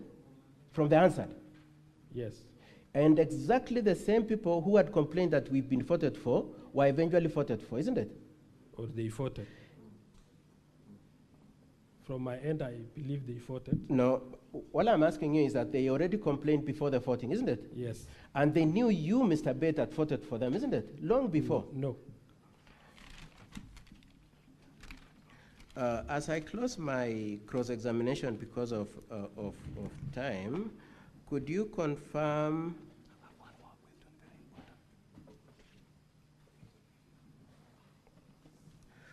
that as my learned friend, Mr. Kericho, took you through, we have delivery of the laptop switch here? September 2024. September 2024, and there's a list of ID numbers, isn't it? And then we have that ID number is used normally either when you're delivering things like laptop or paying the MCS, isn't it? We use the IPPD number mostly as their primary. So occasionally you used ID numbers for the laptops, isn't it? Yes. And other times they use payroll number, isn't it? Yes. Okay, and that information is accessible to members of the county assembly, isn't it? Not publicly. I'm not talking only, about only those who has the rights to the system. Yes, and it's not only you, isn't it? Even HR has they have details. Yes, and so even HR could afford it, isn't it, from this system of yours? Lastly, Mr. Bate. Korir. Yeah? I'm Korir. Korir? Yes. Oh, my apologies. I've kept on calling you Bate. Okay. I know we are smiling at each other, but the question I want to ask you is fairly nasty. The instructions I have is that you actually voted for the 4 MCS. I put it to you that you voted for the 4 MCS, Mr. No, I didn't. Is it true that you come from Mulot? No. You are not, nobody, so it's wrong for my client to refer to you as a Mulot boy? Yes, it is. That's wrong. Yes. That's not true. That's not true. And clearly you are very eloquent, but you manipulated the data. No, I didn't. I want to leave my questions there. My learned friend has just one question, and then we close. Yeah, Mr. Speaker, sir, just one question. 1 minute. You said, earlier on I asked you about call logs which ought to contain the IP address. Is that correct? Yes. And you said that these call logs are in the Senate. Is that correct? The IP address. The IP address. Yes. They're in the Senate. Is that correct? Yes. Now, are these the call log, the IP address in page 29, 30, and 31, and 32 of volume 4A? Yes. Mr. Speaker, sir, this is extremely important for us. These call logs, these IP addresses must be unique to each MCA. Is that correct? Because of the different gadgets they used. Is that correct? So in our wait. Yes. Is that correct? They must be unique to each one. You send a message to each one. The message was within the same link. They could even. So this is the question. This is the question. Yes. At page 30, there's an IP address, Mr. Speaker, sir. This is now where the fraud is. There's an IP address, serial number 41, page 30, the last end. Yes. An MCA for Kedowang Kamugul. He voted yes. Yes. The IP address is 41, 139, 237, and 129. Yes. Is that correct? Yes. At page 31, that same IP address appears for MCA for Soliat. Is that correct on line 2? Yes. It appears for MCA on line 5 for another MCA. Yes. I can explain that. And wait. Yes. You will explain to the senators when they ask you. I just want to lay basis. Yes. This IP address then appears 9 times. 9 times. Yes.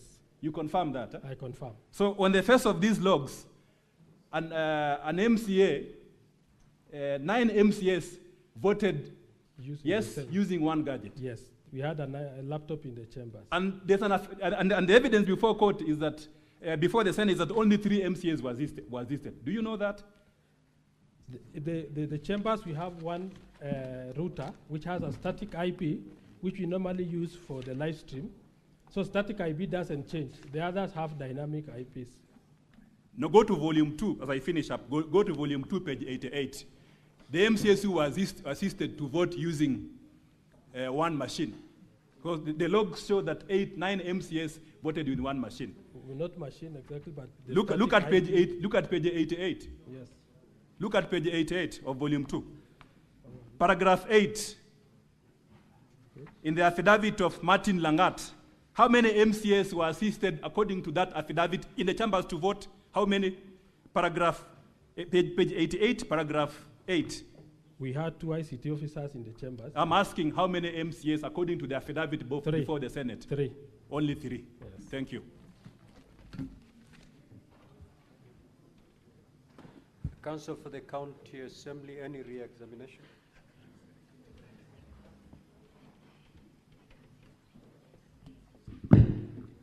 Thank you, Mr. Speaker, sir. I will do the re-exam for the witness. Alfred. Yes. Other than speculation and blanket accusations, has the governor's team pointed you to any audit report that indicates that you indeed voted or conducted any illegal activities in the platform? No. So is that accusation backed by any evidence? Yes, because once I log in as an administrator, and I was not within these IP addresses within the assembly. The IP addresses for the assembly we will get to okay. That point. Yes. Mine was just to confirm whether there is any evidence that has been tabled to show that no indeed evidence, no. There are activities from the administrator. Let me ask you a question as a layman. Is there a system on earth that does not have a system administrator? No. All systems must have an administrator. Yes. And what are the specific roles of an administrator of any system? Specific roles is to assign the users, to create the users in the system, assign the rights. If it is, for example, the voting one, rights to vote, who is supposed to vote, who is not to. Does that include internet banking? Internet banking. Do we have a system administrator for that application? There's always someone at the end who is doing the administration work? Yes, even in the central bank, we have somebody we consult usually when you have problems. And isn't it true to state that the system admin has super rights in all the systems? Yes. So it is then not unusual for you to have super rights as an admin? Very true. That is indeed standard, correct? Yes.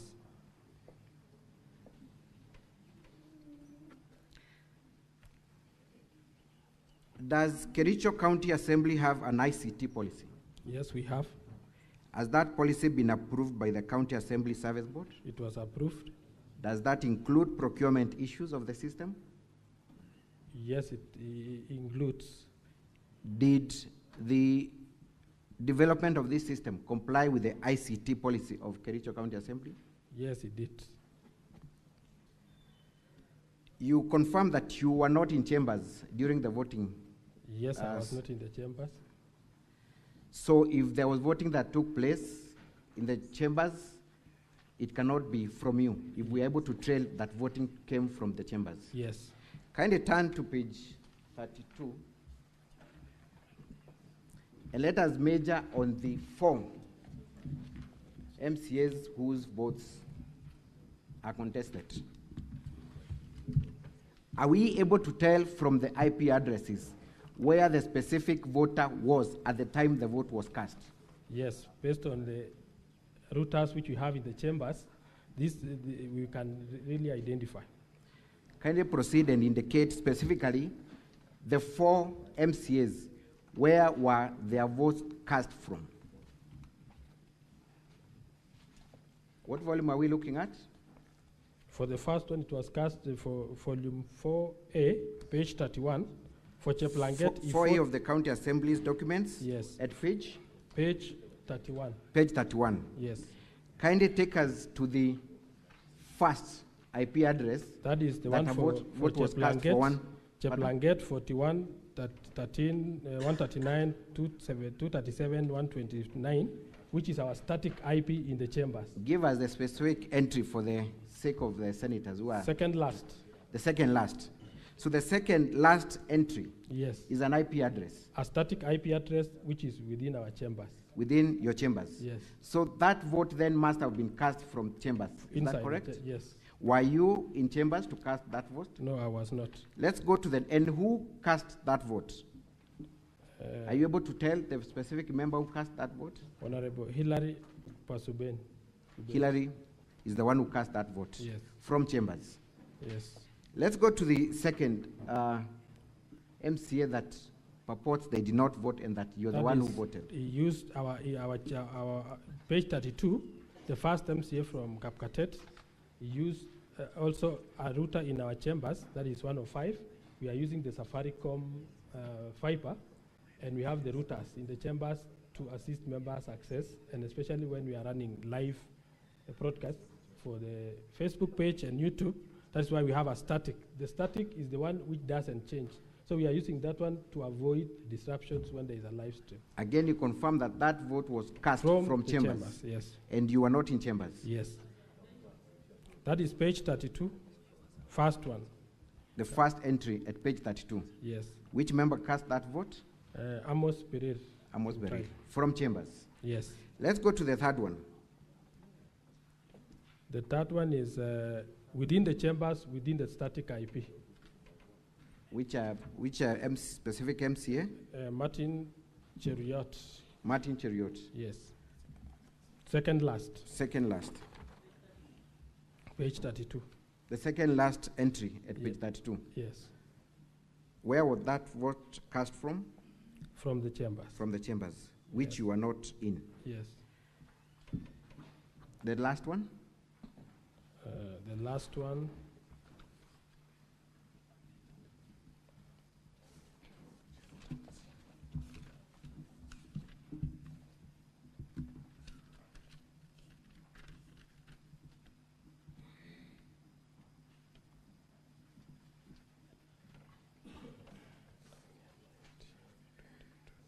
The last one for Edna?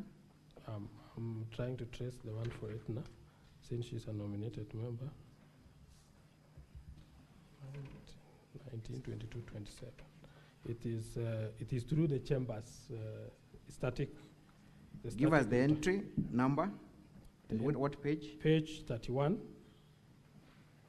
1, 2, 3, 4, 5, 6, 7, 8. It is the seventh one.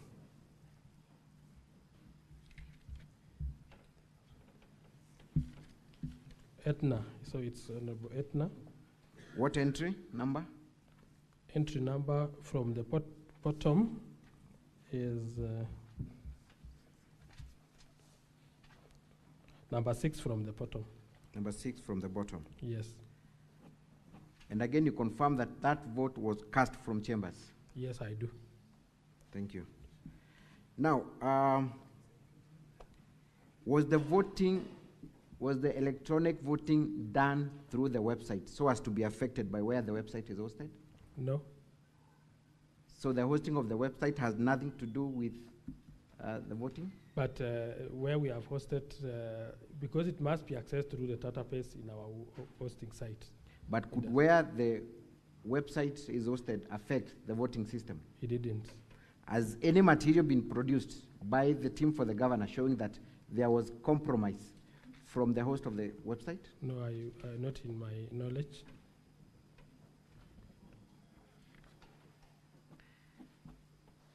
You have been accused of not training members of the county assembly on the use of this system. Kindly confirm the other functions that are available in this system other than the electronic voting.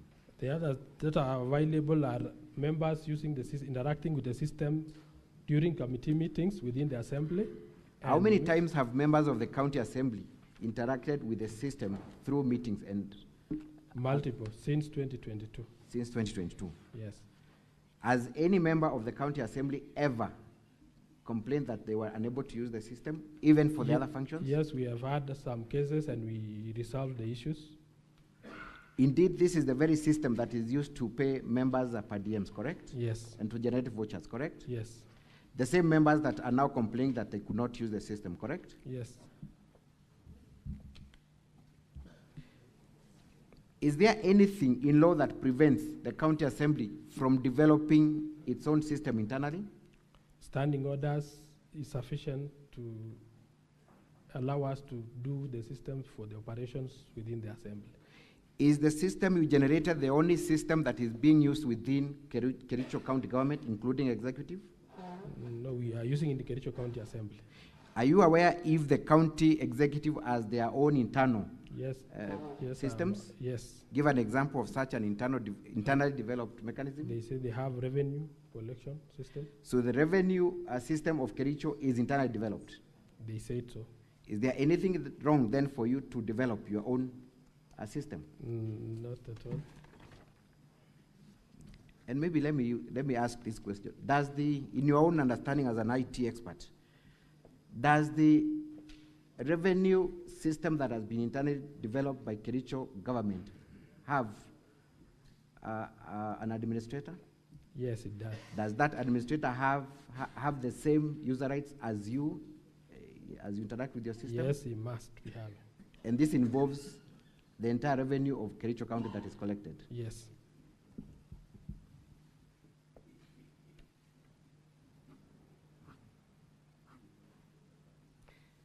Let's talk about the data that you presented as audit logs for the voting system. Yes.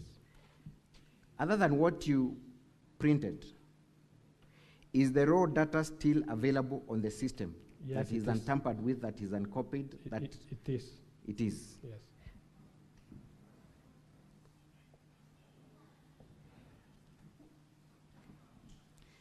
You have also been accused of not producing a certificate of electronic evidence to demonstrate the procedure you used. I've confirmed that. Kindly, for record purposes, confirm that indeed you there. supplied us with a certificate of electronic.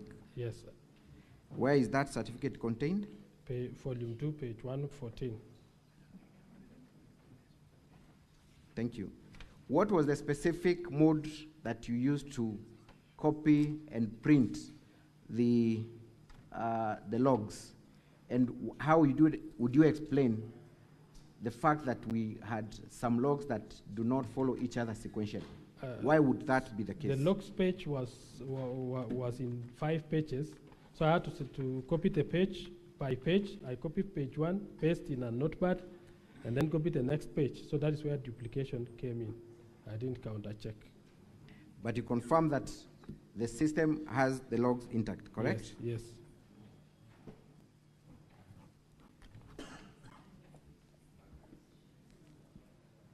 Does the system audit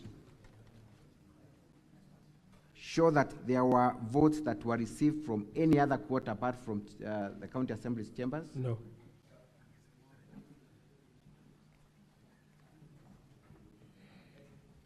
Did the members of the county assembly or any other person apart from you know the credentials that were going to be used in the voting exercise? No.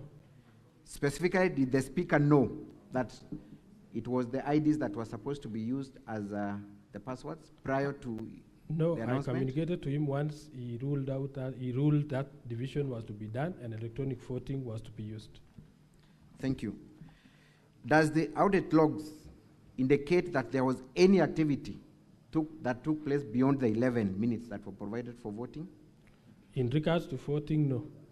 So the only activity that is confirmed from the audit is activities that took place within the 11 minutes? Yes.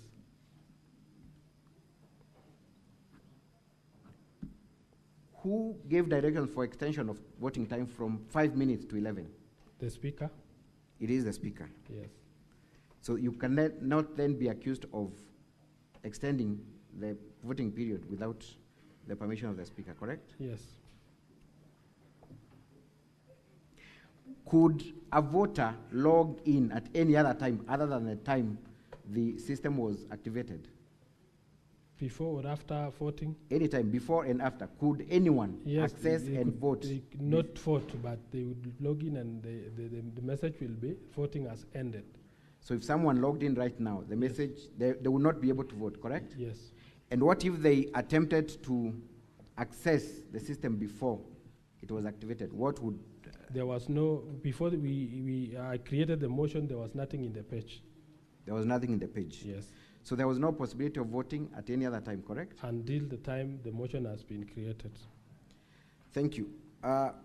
You have been brought to the attention of 2 members of the County Assembly, one Honorable Paul B., who does not seem to have an IPPD number. Yes. Kindly explain why that is the case.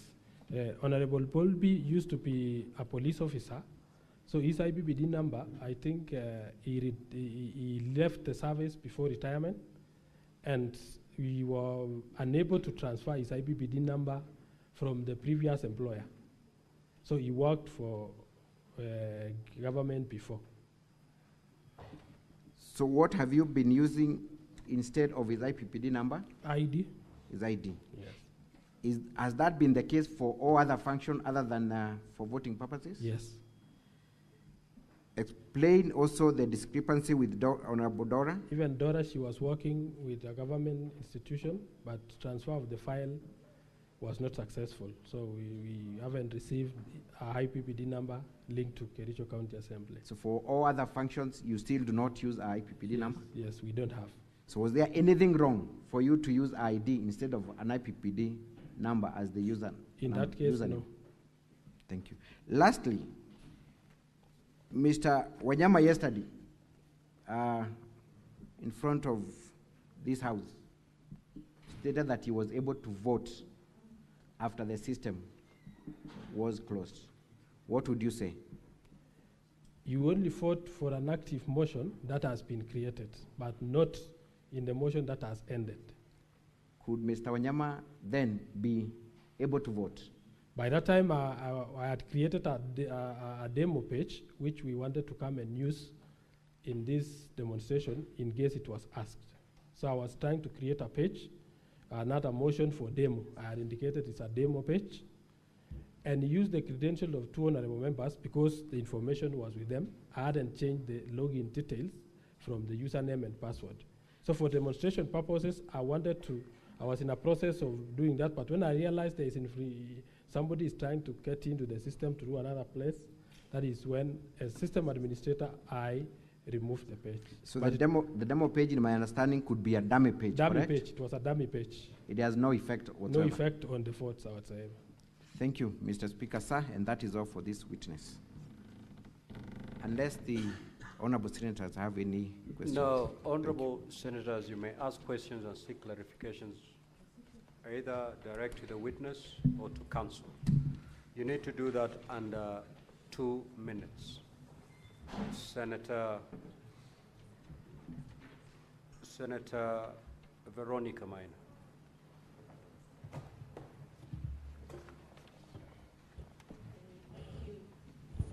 Thank you, Honorable Speaker. I will ask directly to the witness. I want you to go to page 17.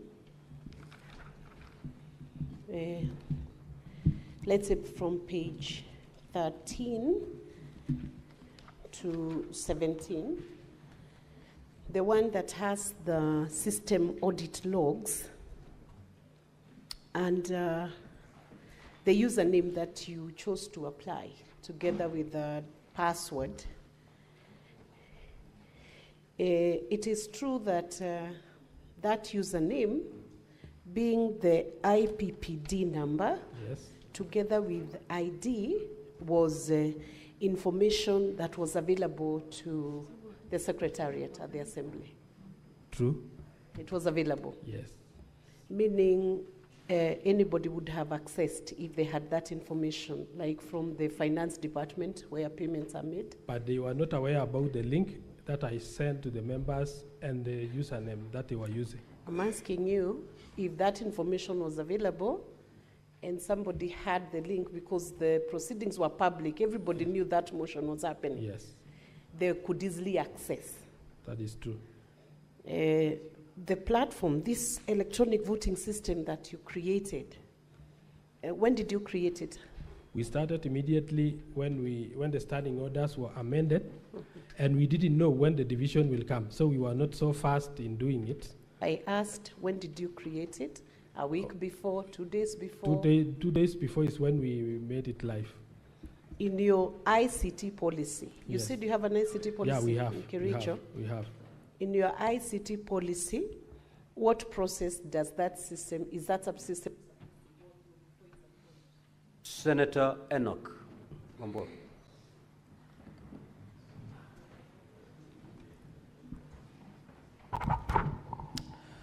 So thank you, Mr. Speaker. Mr. Speaker, I will ask my 2 or 3 questions to the IT experts.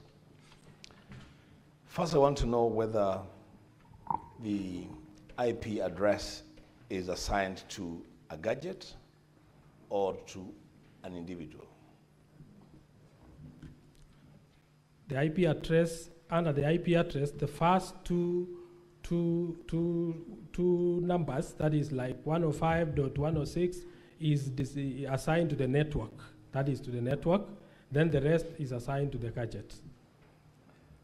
Mr. Speaker, I asked that question because I also have some knowledge on IT. It is impossible to get more than one login using the same credentials at the same time. If you have logged in using whatever password you have used or whatever IPP address you've been assigned, you have to log out and log in afresh. That is true. You cannot log in twice at the same time. And yet I see on page 13 of volume 4A, there is a person that has logged in twice at the same time, voted 2 seconds later, and until this document was brought to us, that person is still logged in. They did not log out. I want to understand from the IT expert, how is it that there are some people that logged in and logged out? Senator Kathuri.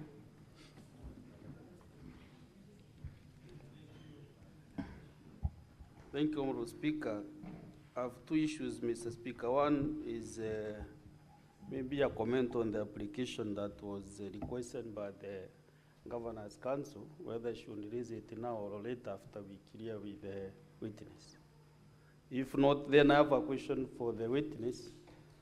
He has alluded to the fact that this system was never tested before by the MCAs. And you know, not everybody is an ICT expert. Actually, it is today I'm learning that Senator Wambua has some knowledge in ICT. I thought he's just a journalist. Myself, I'm an environmentalist, so I'm not an IT expert. Therefore, I'm asking the administrator of the system, why did you not test the system with your client, the MCAs, before you went to the vote?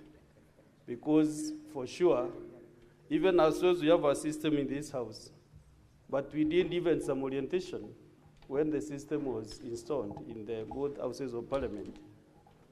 So why did you go that route? Did you put this system just specifically for the vote of the impeachment motion? And if you are not accurate or you are not sure whether it will work, or members will be able to use it, why couldn't you go the manual way? Because members were in the chamber and they could have voted in a very verifiable manner. Thank you, Speaker. Senator Onyonka. Senator Richard Onyonka. Thank you, Mr. Speaker. I wanted to go back to the clarification I wanted to seek. You made a presentation and I got halfway through and I felt I actually didn't get what I expected you to educate me on. How many people, according to you, voted? 33. 33 people? Yes. Okay.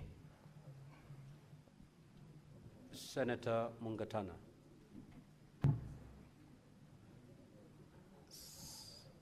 Thank you, Mr. Speaker. Mr. Speaker, we also have our voting system, like the Deputy Speaker has said.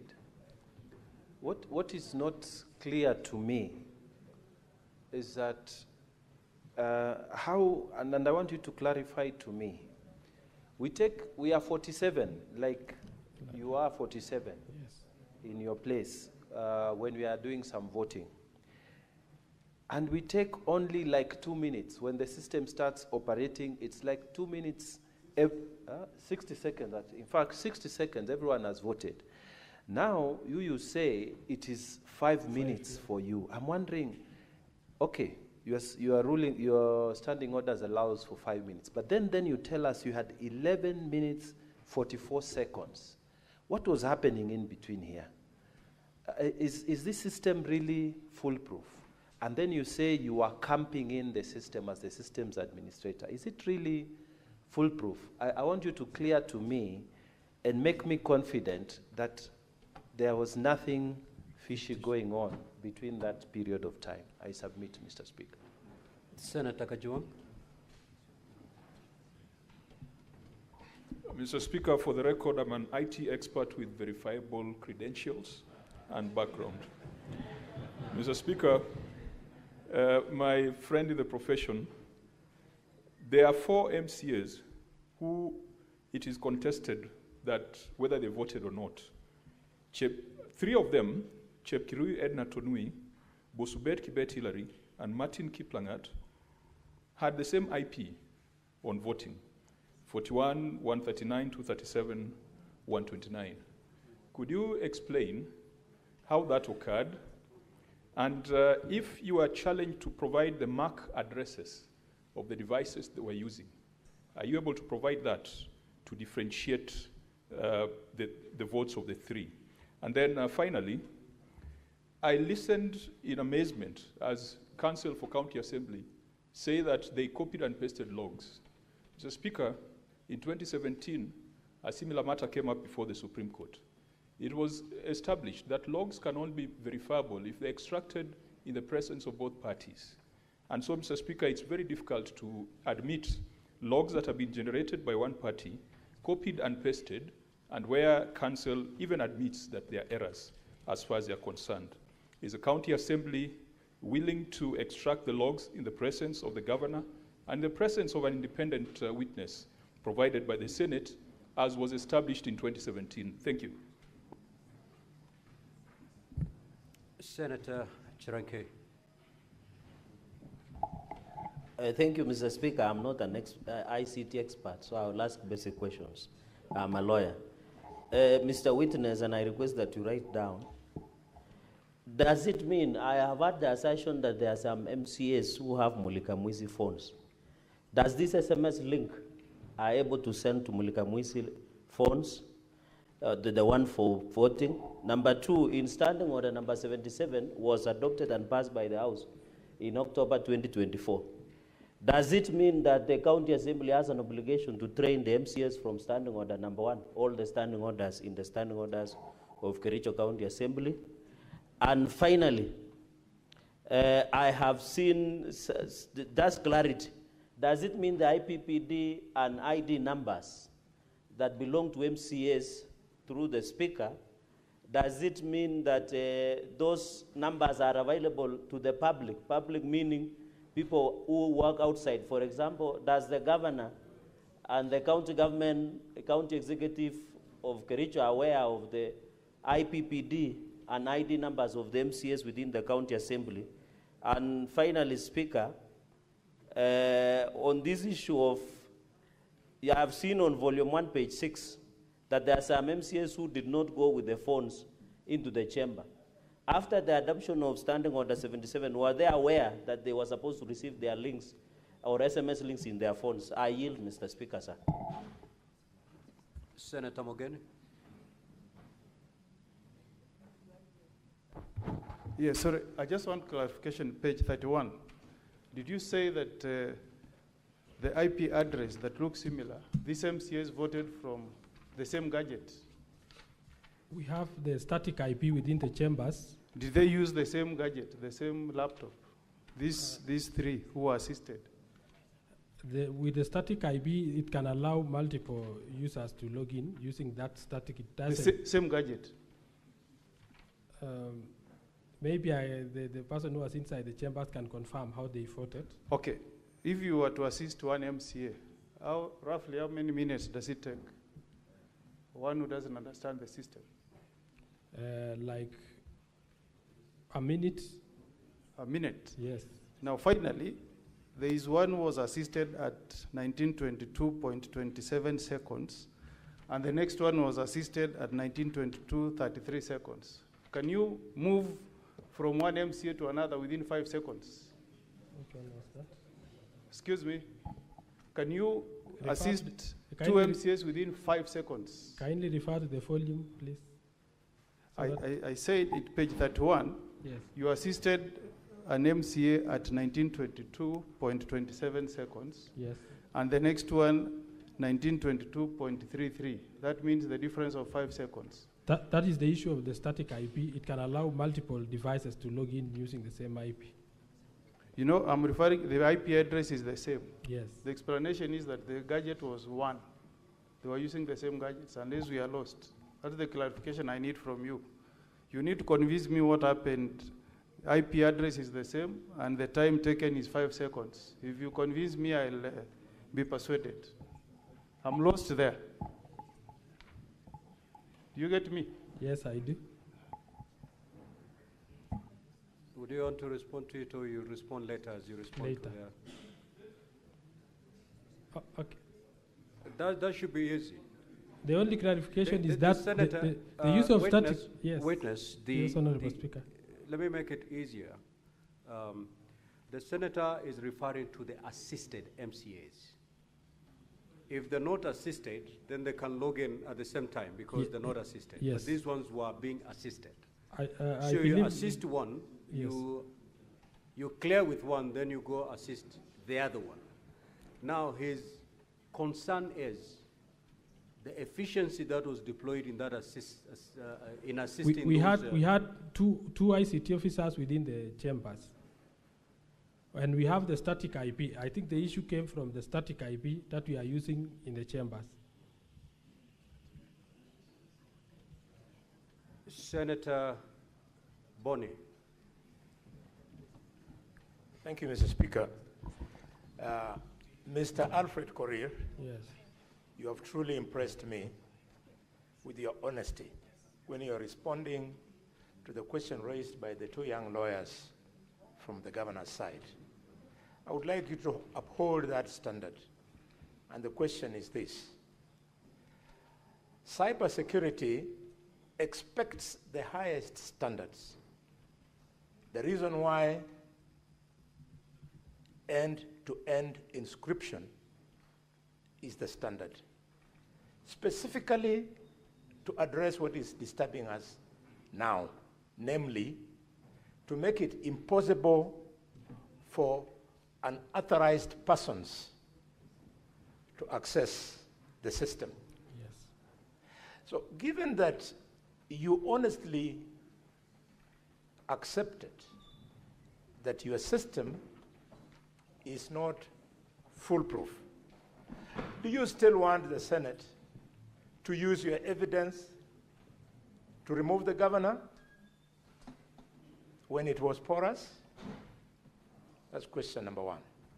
The last question, since you've said you're the expert, who asked you to advise the County Assembly of Kericho to use a system which you, the expert, knew was porous?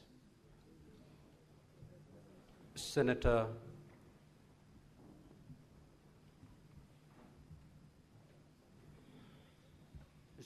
Beatrice Akinyi. Thank you, Your Excellency, the Speaker. Other than policies of the Kericho County, e-voting systems must comply with other national existing legal and regulatory frameworks. Is there any nationally that you think you may not have complied with?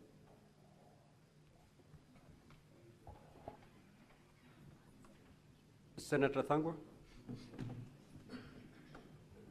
Thank you very much, Mr. Speaker. Yes, it is true. An assembly can have a static IP address. That is the router. But that router will give different IP addresses to all the gadgets. So you cannot have an IP address the same from each gadget. I'm an IP expert, IT expert. My question is, yeah, verified. My question is, it is hypothetical, Mr. Speaker. From the IT department of Kericho Assembly, can you recommend your system to IEBC so that probably they can use this system in the next general election? That's one. And question number two, Mr. Speaker, Question number 2.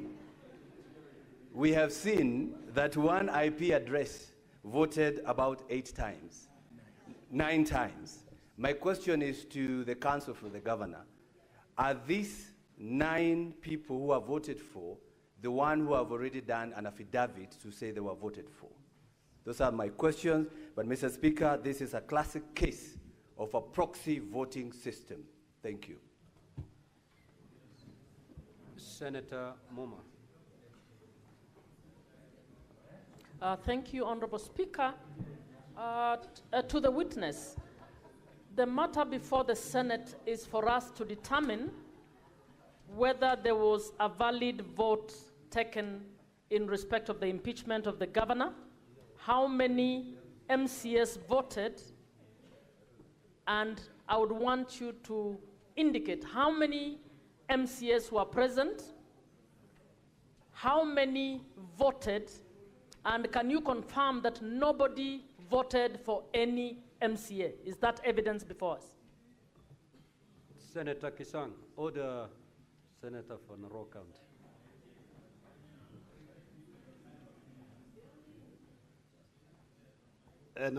Thank you, Speaker. Speaker, mine are 2 questions. Question number 1 is, who made the decision to use a system that had not been used before on a critical matter like this? Secondly, as the County Assembly of Kericho, are you registered as a data processor and data controller or not? Number 3 is, as an IT expert, yourself and myself, I have 34 years of practice. Did you send the IBBD numbers and IT number and ID numbers as bulk, or you sent to each person individually? And what was the use of using? Because I believe each MCA, they know their own IBBD numbers and they know their IDs. Do you have a system also to regularly assist the MCAs to change their passwords? Thank you, Mr. Speaker. Senator Eddy.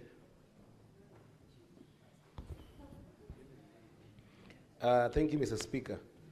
The expert in the House, yesterday when you argued on the principles and requirements of a secure e-system, you argued that ID was the best to use for password generation.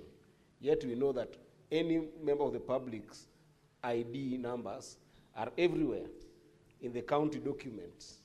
So why was there no other, or do you have any other way that you could be able to have given password access? For instance, generation of OTPs, so that it is a second layer verification. Number 2, this was the first time you are adjusting the existing system to a voting system.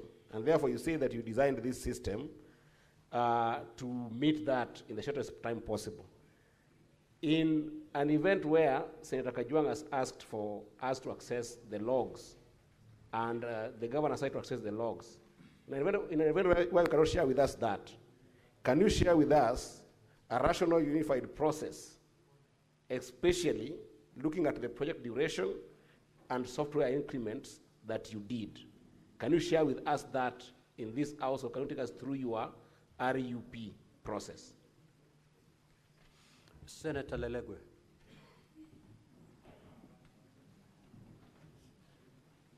Thank you, Mr. Speaker. Alfred, I want to point you to page 12, where it's contained, where message confirmation report is contained on electronic voting link.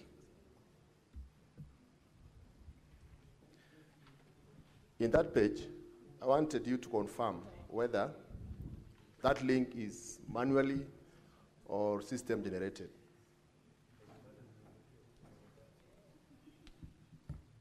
Are you done, Senator? 2, if it's system generated, why is entry number 13 a 25-digit number while all others are 24-digit number? Senator Chute.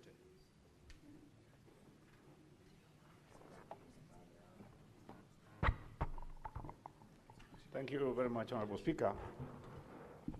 To the witness,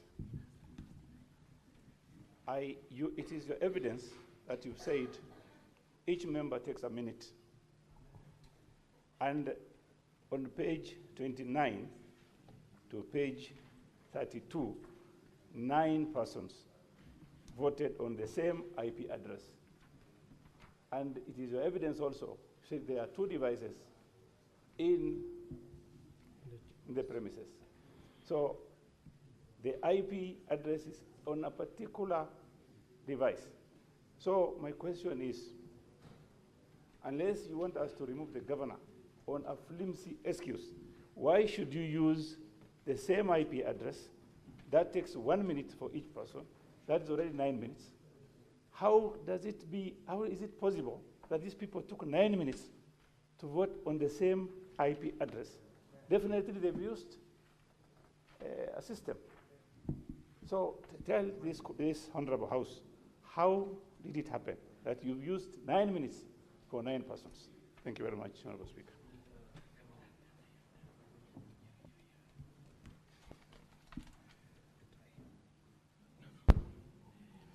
Thank you very much, Mr. Speaker.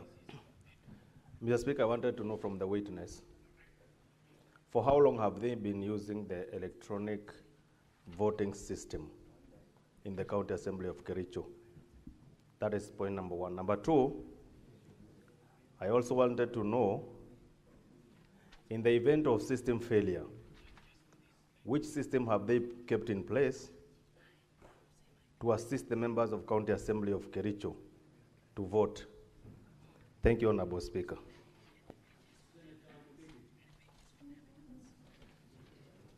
Thank you, Bwana Speaker. Swali langu ni kwa mkurugenzi wa IT. Hii ni mara ya pili ya kutumua gavana wa Kericho. Na unajua kuna tudhandi. Katika kona zote, kila kitu yote siku hizi ni IT. Kama ni kwa election, kama ni nini, siku hizi watu warudi kwa numbers. Na kama ulikuwa unataka kusaidia watu wa Kericho na Kenya mzima, kwa nini wakati kazi ilianza ya kufoti, wakati system ileta shida, kwa sababu macho yote ilikuwa kwa wewe hata kama uko ndani ya shamba, kwa nini au kusimamisha mara moja ndio uweze kusema system ni mbaya, ndio uweze kusema kuwaambia, kwa sababu wakati wa voting ndio uweze waende kusema kutafuta watu wawili wa kusema yes na no wasimamishwe pale, ndio waweze kupata two-thirds. Bwana Speaker, swali langu ni hilo.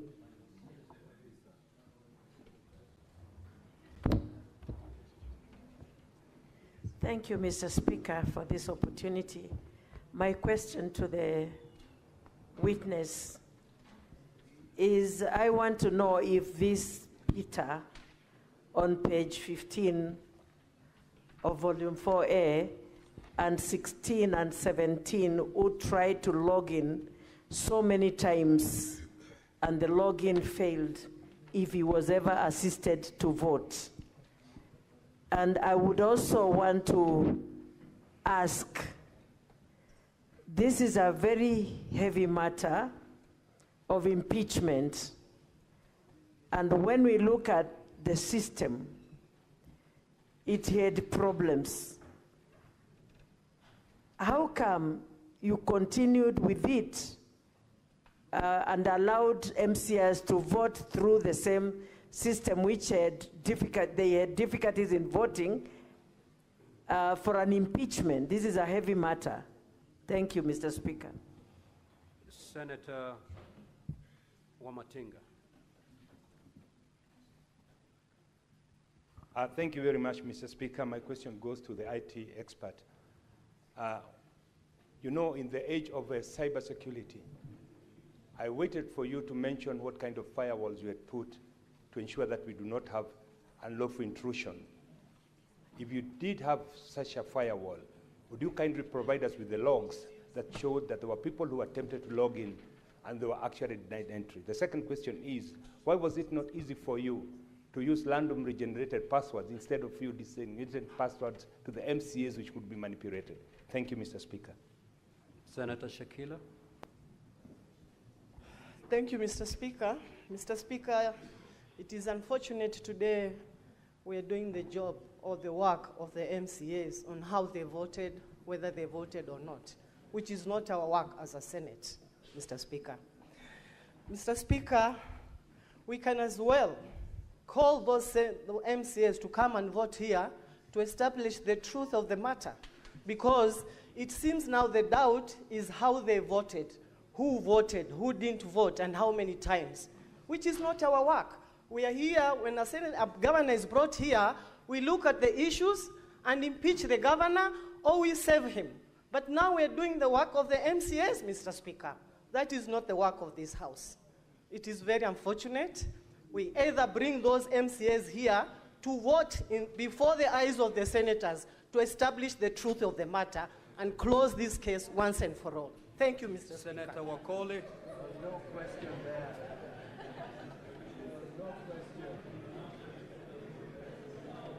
Asante. Order, honorable senators. Senator Wakoli, you may proceed. Mheshimiwa Spika, kulingana na mawasilishi ya mawakili, kumekuwa na mtafaruku kwamba kuna wale walipiga kura kupitia simu na wengine kupitia vipatakalishi. Langu ni je, ama kwa Wakenya waelewe, ni kina nani walipiga kura kupitia simu za rununu na wangapi walitumia kompyuta? Pili, kulingana na uweledi wa mtaalamu huyu, kuna thibitisho kupitia kanda ya video kama sasa jumba la Senate wa Kenya wanafuata moja kwa moja. Kuna thibitisho kwamba waliopiga kura walikuwa ndani ya jumba la County Assembly, ama ni wapiga kura hewa ambao tu kupitia nambari ulizosema wanathibitishwa. Na mwisho kabisa, wewe kama mtaalamu, iwaje hauelewi mfumo, mbinu ama sheria ambazo zapaswa viongozi katika jumba la county kupiga kura? Asante Mheshimiwa Spika. Senator Morango James. Asante sana Mr. Speaker. Nilikuwa nimezima kwa sababu swali lilikuwa nataka kuuliza lilikuwa na Senator Wakoli. Take your seat, Senator Methu.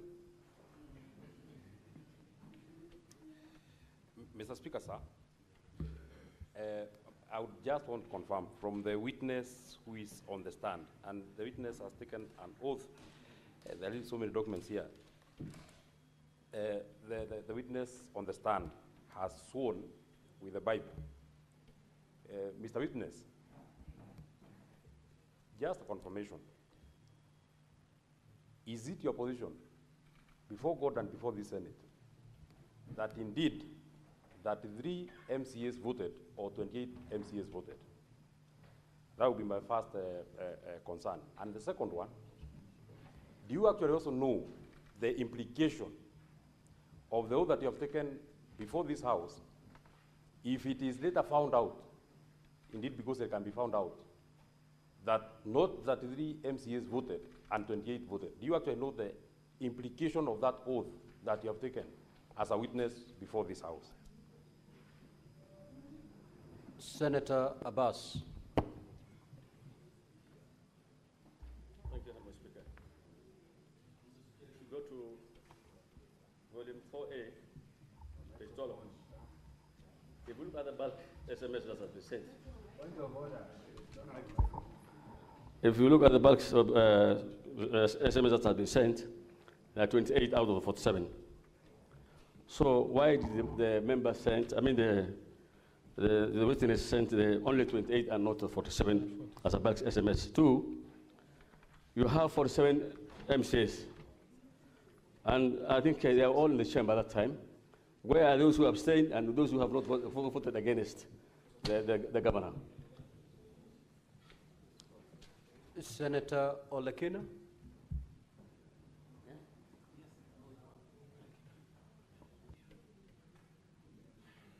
Thank you, Mr. Speaker. Mr. Speaker, let me just get some clarification in terms of the IP addresses. I was listening to the counsel for the governor cross-examining the witness and referred to the issue of the IP address.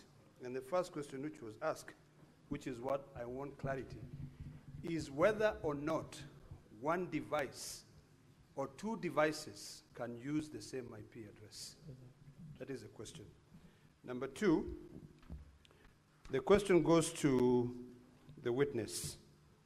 I want to know whether at the Kericho County Assembly there is a Wi-Fi router or all the MCAs vote using their unique phone numbers. Whether there is one Wi-Fi router that produces one static IP address that is shared among several devices, or whether each of those members of the assembly are using their own phones to be able to vote. And finally, whether the device which was used based on the IP addresses listed on page 29, 30, and 31, the one that you allege were assisted voters, whether the laptop which was used to exercise this vote was sharing the same IP address or the same router or the same Wi-Fi, because I heard you saying that you get fiber from Safaricom. Thank you, Mr. Speaker.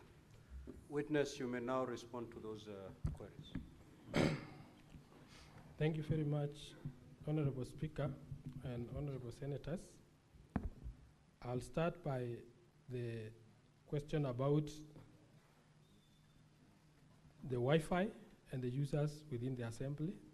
We have a Wi-Fi that is dedicated to the chambers, and I've said it has a static IP. That's why it's speaking exact IP all along. But I'll make my assistant come and clarify very well whether the multiple devices that access. The multiple access using the static IP, I believe the IP can be used by more than one device. So that's why it happened in several pages here. Number two, members use either laptops or their phones to vote, and we are allocated a laptop in the chambers for voting. On the implication of the oath, I understand, Honorable Senator Matthew, that I know the implications, and on the number of MCAs who voted from the system, I can say as an administrator there are 33 votes casted, and the authenticity of the votes, because there are 4 contesting the votes, is what as an expert at the back end, since I was not in the chambers, cannot confirm. When the members take their stand, they will confirm whether they voted or somebody actually voted on their behalf. On confirmation of votes within, that one I think I've talked about. There is an issue about the firewalls, and I can confirm. Mr. Witness, is it possible to mention the question that you are responding to? The senator who asked the question. I didn't note the name of the senators. Oh. So I'll just answer them.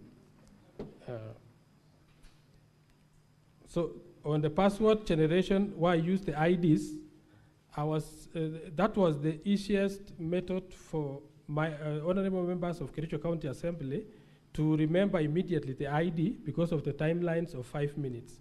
I've realized the Senate has got a voting system that is taking a minute because there are these electronic voting machines. Should they have had the electronic voting machines, it could have been faster. So I was thinking of the best way, they can easily log in and cast their votes with the shortest time possible.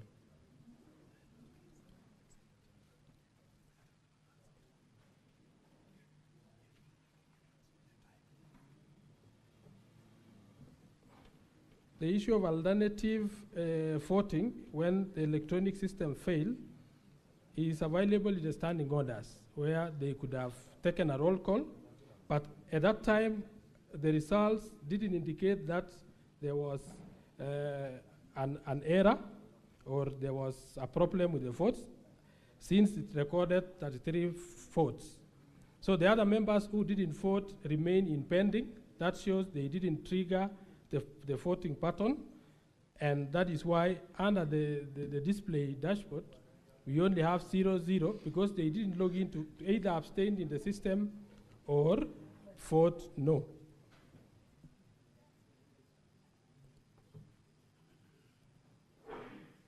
I think I can answer those ones.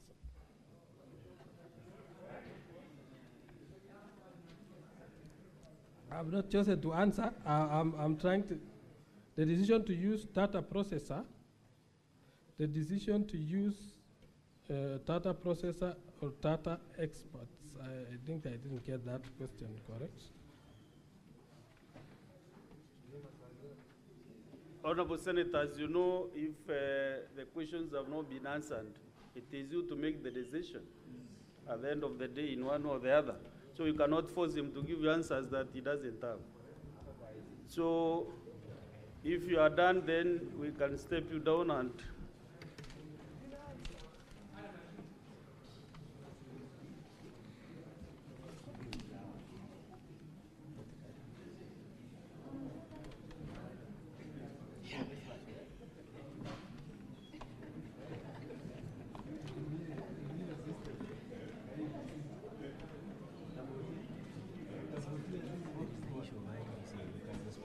yes, Honor Senators, Honor. Yes, Counsel for the Governor, what is it? Mr. Speaker, sir, there was Honor one question. members. There was one question directed at us by Honorable Karongo on whether the part of the MCAs we are contending did not vote are part of the 9 who were voted using the same IP address. And we want to confirm 3 of them are there. The first one is at page 31, MCA marked as 2022-029-61-110 nominated. That's Edna Chepkemoi. So we are looking at volume 2, page 31. I am looking at the column marked MCAs. Volume 4A, sorry, volume 4A. Or let me use the column of word, page 31, volume 4A. Let me use the column for word. So there is an MCA for Kipkelion, and then below the Kipkelion MCA is nominated. That is the one, the nominated one is Edna Chepkemoi, who was voted for, and the affidavit is at page 128 in volume 1 of the governor's bundle. Then the next MCA is in the column of words is Cheplanget, and that is Hilary Bosuben Kibet. And this affidavit is at page 121 of volume 1. The third one is at page 32 and is the MCA for Kukerwet, Martin Cheruyot Kiplangat, and this affidavit is at page 121 of volume 1. Thank you, Honorable Senators and Mr. Speaker, sir.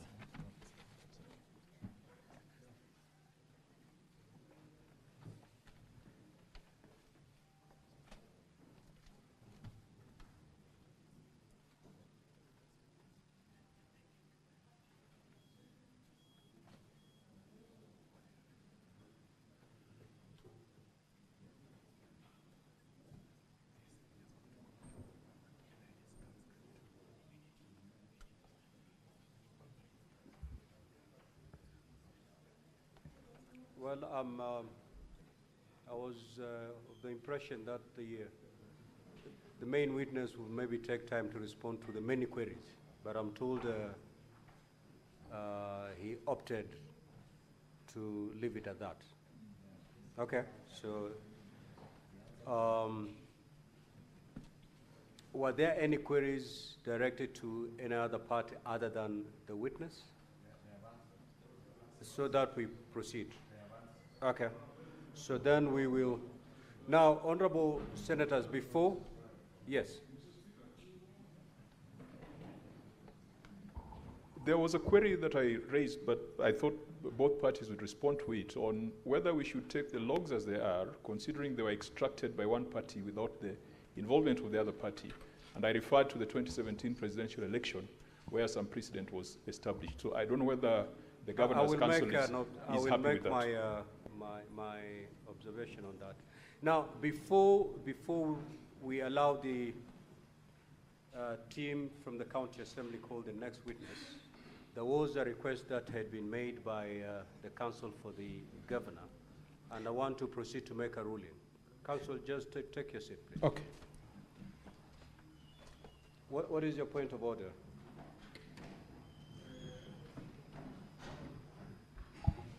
Honorable Speaker, before you make that ruling for the application which was sought by the Governor's Council, Mr. Speaker, in your ruling yesterday, you indicated that Senate will make some determination on threshold before voting on the main impeachment charges.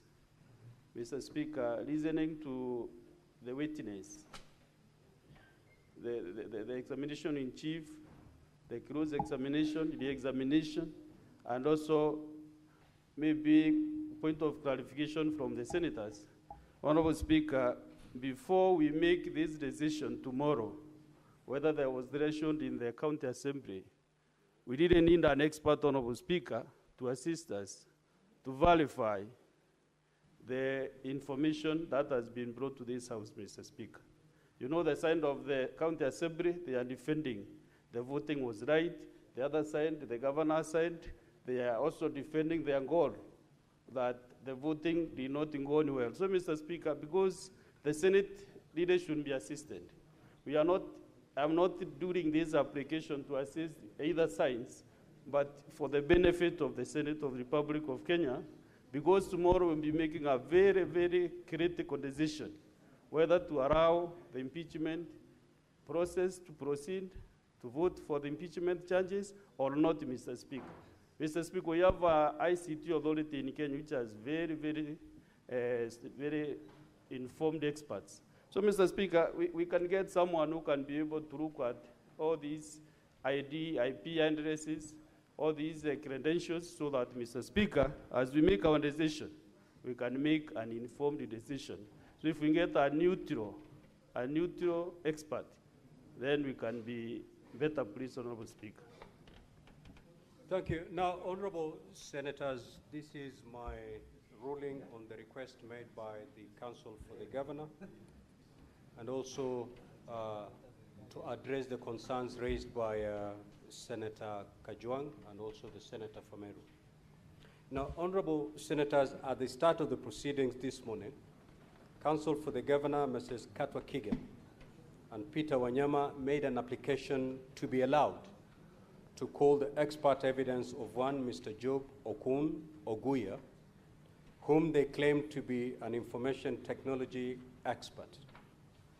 Council sought to be allowed to rely on evidence on behalf of the Governor on the report prepared by the said Mr. Oguya on 25th of August 2025 and his affidavit sworn at Nairobi on the 27th of August 2025. Now, Council for the Governor asserted that they had served the Council for the County Assembly by email with a report and affidavit sought to be relied on, and that the hard copies were available for circulation to honorable senators. Council for the County Assembly opposed the application, arguing that this was an attempt by the Governor's side to introduce new evidence at this late time during the impeachment trial, and that this would be prejudicial to the County Assembly's case. Honorable Senators, you will recall that I undertook to make a ruling on the application after having sight of the document sought to be relied on by the Governor. I have since had sight of the documents.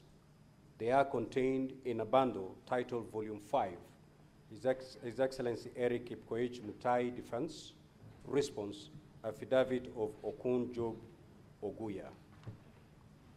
In the affidavit, Mr. Oguya deposed that he holds a Bachelor of Science, Computer Science degree from Kenyatta University, having graduated in the year 2014, and that he's currently the project consultant, Security and Networks at Cyber Hub Systems, with the mandate to provide high-level threat detection penetration testing for clients. He further deposed that he was requested to analyze the extracts of the system audit logs, which are contained in Volume 4A of the County Assembly documents, and was also given the affidavit of Mr. Alfred Mutai Korir, contained in Volume 2 of the County Assembly documents, to make observations on the matter. Honorable Senators, Mr. Oguya deposed that he undertook a cybersecurity audit of Kericho County Assembly electronic voting system and made observations contained in a report, which report was also attached.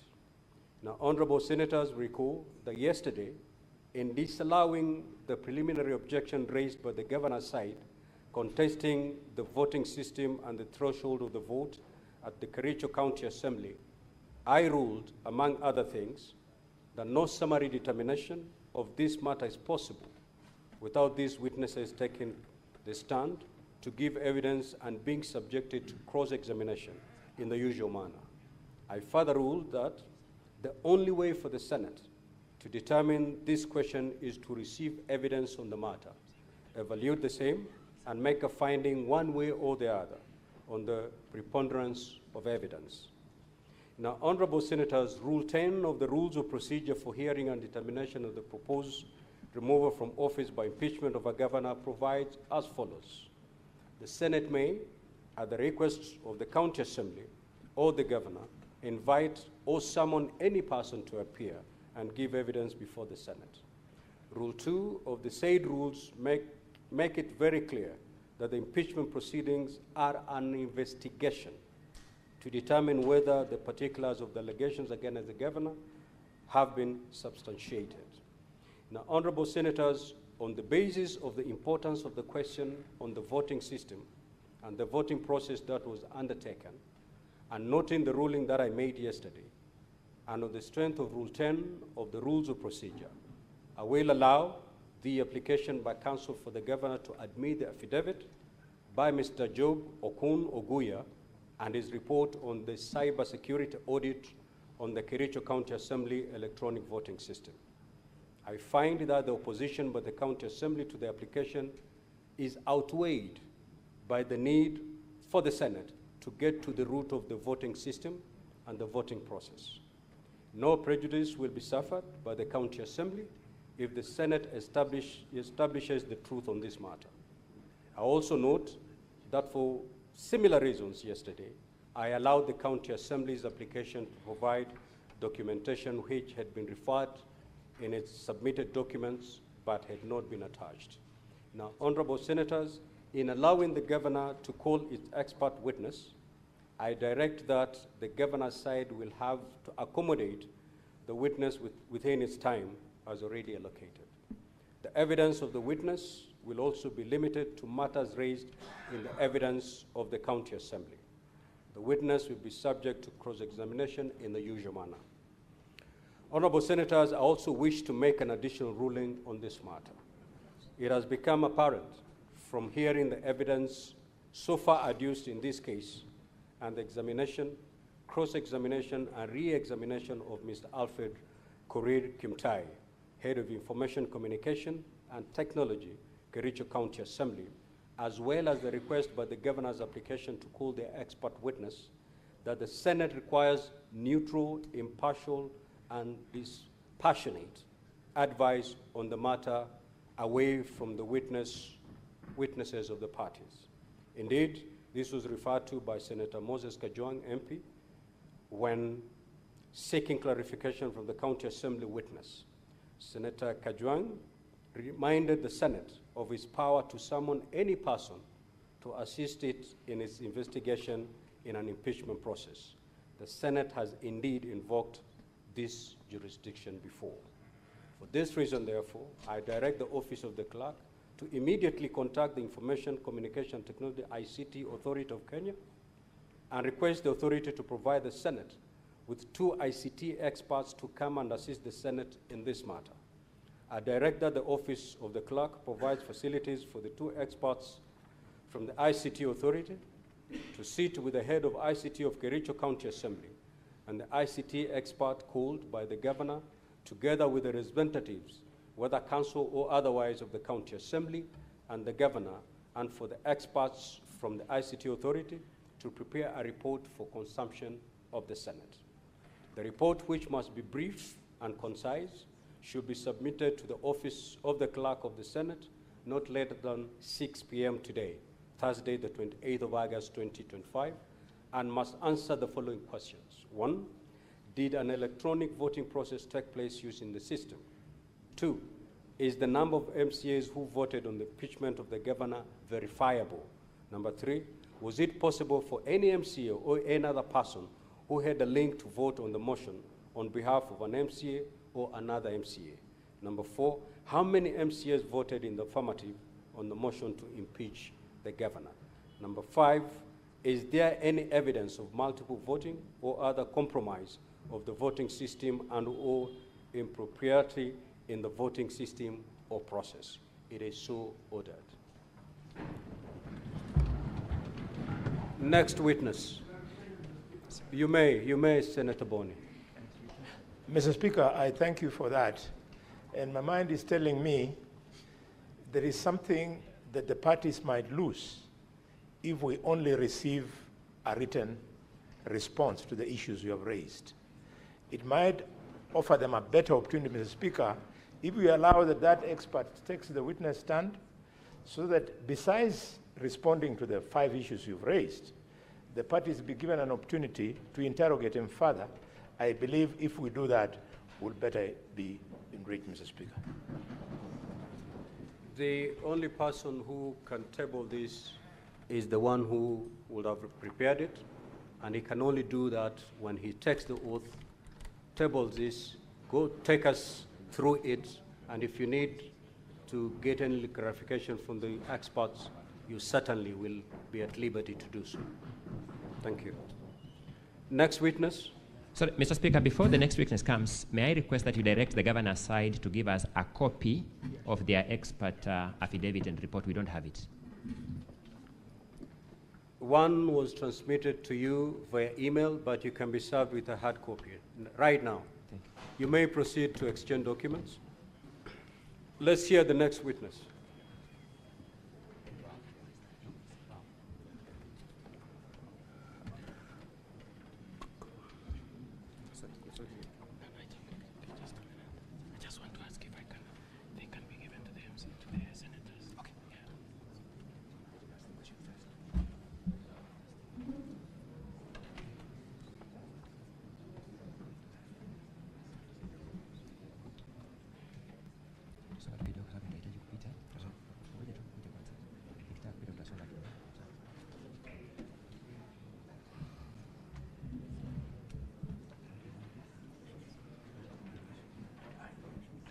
Yes, Counsel for Governor.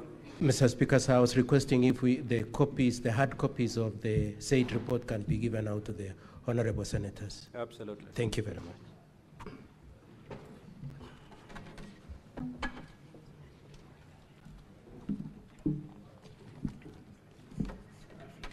Now, Counsel for County Assembly, you have 57 minutes, and I note you still have 6 more witnesses to call. So apportion your time accordingly.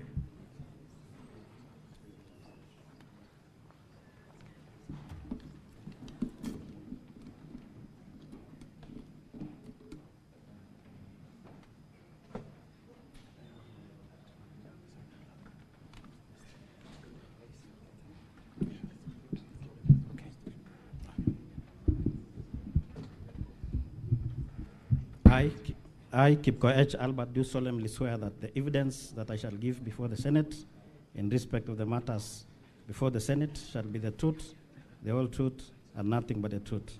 So help me God. Thank you, Mr. Speaker.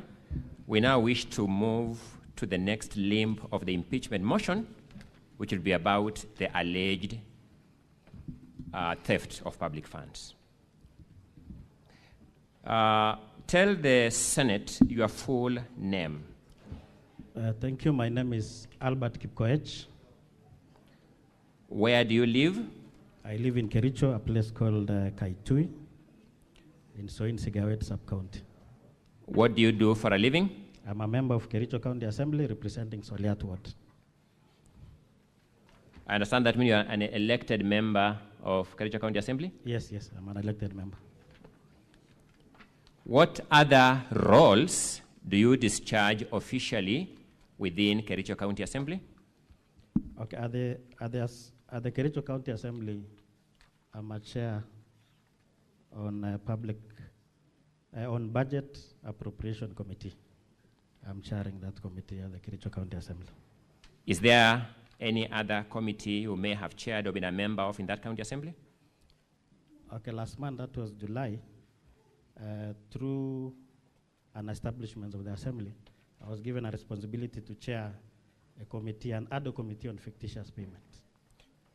I didn't get the name of the committee, the ad hoc committee? Ad hoc committee on fictitious payment. Thank you so much. So we wish to now move to that committee on fictitious payment. Did that committee do its work as established? Yes, we were given a mandate, and that mandate is in my affidavit, paragraph 8. And the first thing that we did... Allow me to put the question. So let me take you a step further and ask this question as follows. Have you presented an affidavit before the Senate? Yes. It is in volume 2. Are you able to give us the page? Is that the affidavit at pages 51 to 78 of volume 2? Yes. Do you stand by the contents of the affidavit at pages 51 to 78 of volume 2? Yes, I stand. Allow me then to briefly move to the mandate of that committee. What made that committee to be established as an ad hoc committee? Okay, on 10th July 2025, His Excellency Deputy Governor Fred Kirui wrote a letter to the Assembly on issues on financial impropriety. And that is what made the County Assembly to establish an ad hoc committee. Thank you so much. Let's go to how you discharged your mandate as a committee. How did you get or take evidence as a committee? The first thing that we did is that we invited witnesses, and it is in paragraph 9 of my affidavit. And the first witness was Deputy Governor. Because we don't have time, just give us the list of the witnesses. The senators will read for themselves. Just give us the list. Okay, the first list, the first person was Deputy Governor. It is in volume, the invitation letter is in volume 4, page 221. The second person was CC Finance, Jackson Drop. It is also in volume 4, page 222. The third person was Gillian Soy, Director of Procurement. The fourth person was Betsy Jebet, CEO Agriculture. The invitation letter is in volume 4, page 230, and also page 231, because there were two chief officers. Another invitee was Jacqueline Langat. Her invitation letter is in volume 4, page 227. The next person was Q.N. Tumondi. And the last person was Richard Toney, Chief Officer Education. The invitation letter is also in volume 4, page 224. Very, very briefly, what material generally, in the interest of time, did these witnesses present to your committee? Okay, it is in paragraph 11. That is procurement plans, payment vouchers, local service orders, delivery notes, requisitions, and other relevant documents. So they gave you accounting documents for the county government of Kericho? Yes. Did this committee complete its work and produce a report? Yes, we produced a report, and that report is in volume 4A, page 108 to page 190. Thank you. Generally, what departments in the county government of Kericho were of concern from the findings of that report? Okay, there were 6 departments. The first one is Land and Fiscal Planning Department. So let's go step by step. That Department of Lands, what were the key issues from your committee findings? The key issue is that there was a proposed repairs, decoration, and re-roofing works that was done in Kipkelion, and they paid without completing the works. That was the first one. The second one in the Department of Lands was public participation. What was the issue about public participation? They also paid, and the works were not, they did not do the works. Thank you. The second department? Roads. What were the key issues in the Department of Road generally? Double payments on detentions, and also falsification of documents. The next department? Agriculture. What were the key issues in agriculture? Splitting of contracts. Maybe you may explain what do you mean by splitting of contracts? Well, it is expected that works of more than 5 million should be subjected to opening tendering. Unfortunately, what the department did was to make sure that they procure works of less than 3 million, so that it fits requests for quotations. The next department? The next department is water. What were the key issues in water? They overprocured. Money that was budgeted there was only 1 million, but they procured works of more than 3 million. They procured goods and services beyond the budget devoted? Yes, yes. The next department? The next department is health. What was the issue in health? The issue in health is that they paid equipment that was not supplied to hospitals. What was the next issue, or the next department? The next department is the Department of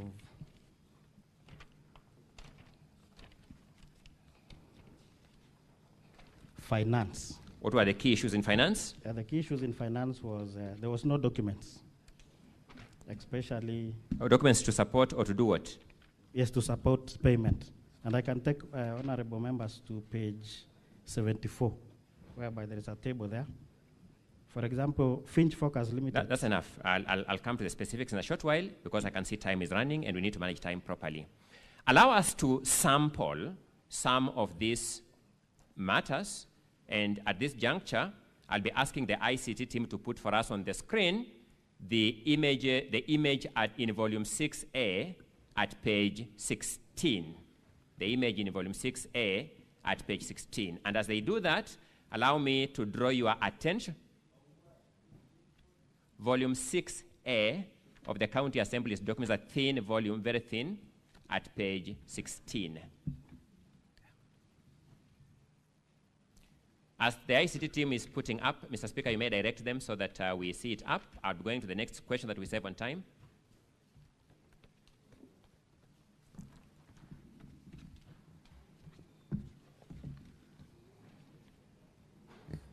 So, to be sequential, let us begin dealing with the Department of Lands, and in particular, the Kipkelion houses issue.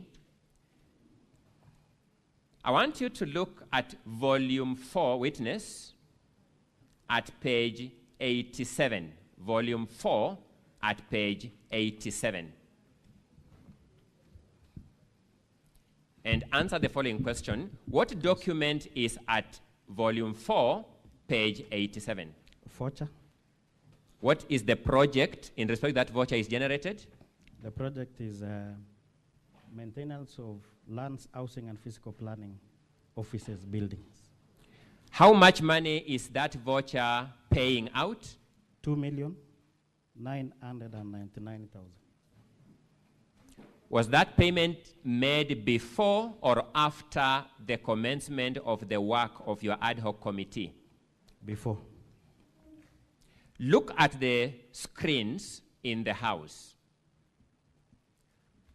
Did you visit the site of that project? Yes, we visited the sites on the 30th July, and we took those No, give us a full date. 30th July of which year? 2025. Is that image a correct representation of the houses you saw in Kipkelion on 30th July, 2025? Yes. Please wait for me to finish, then you answer for the Hansard. Is that image the correct representation of the house you found on 30th July 2025? Yes, it is the correct. We took those photos as a committee. Let us now go to page 129 of volume 4. What document do you see at that page? A contract. Oh, a BQ, sorry. BQ. Just repeat, what document do you see at page 129 of volume 4? Yeah, bill of quantities. The bills of quantities in respect of which project? I propose repairs and redecorations to council houses, the 15 in number. And it was signed by county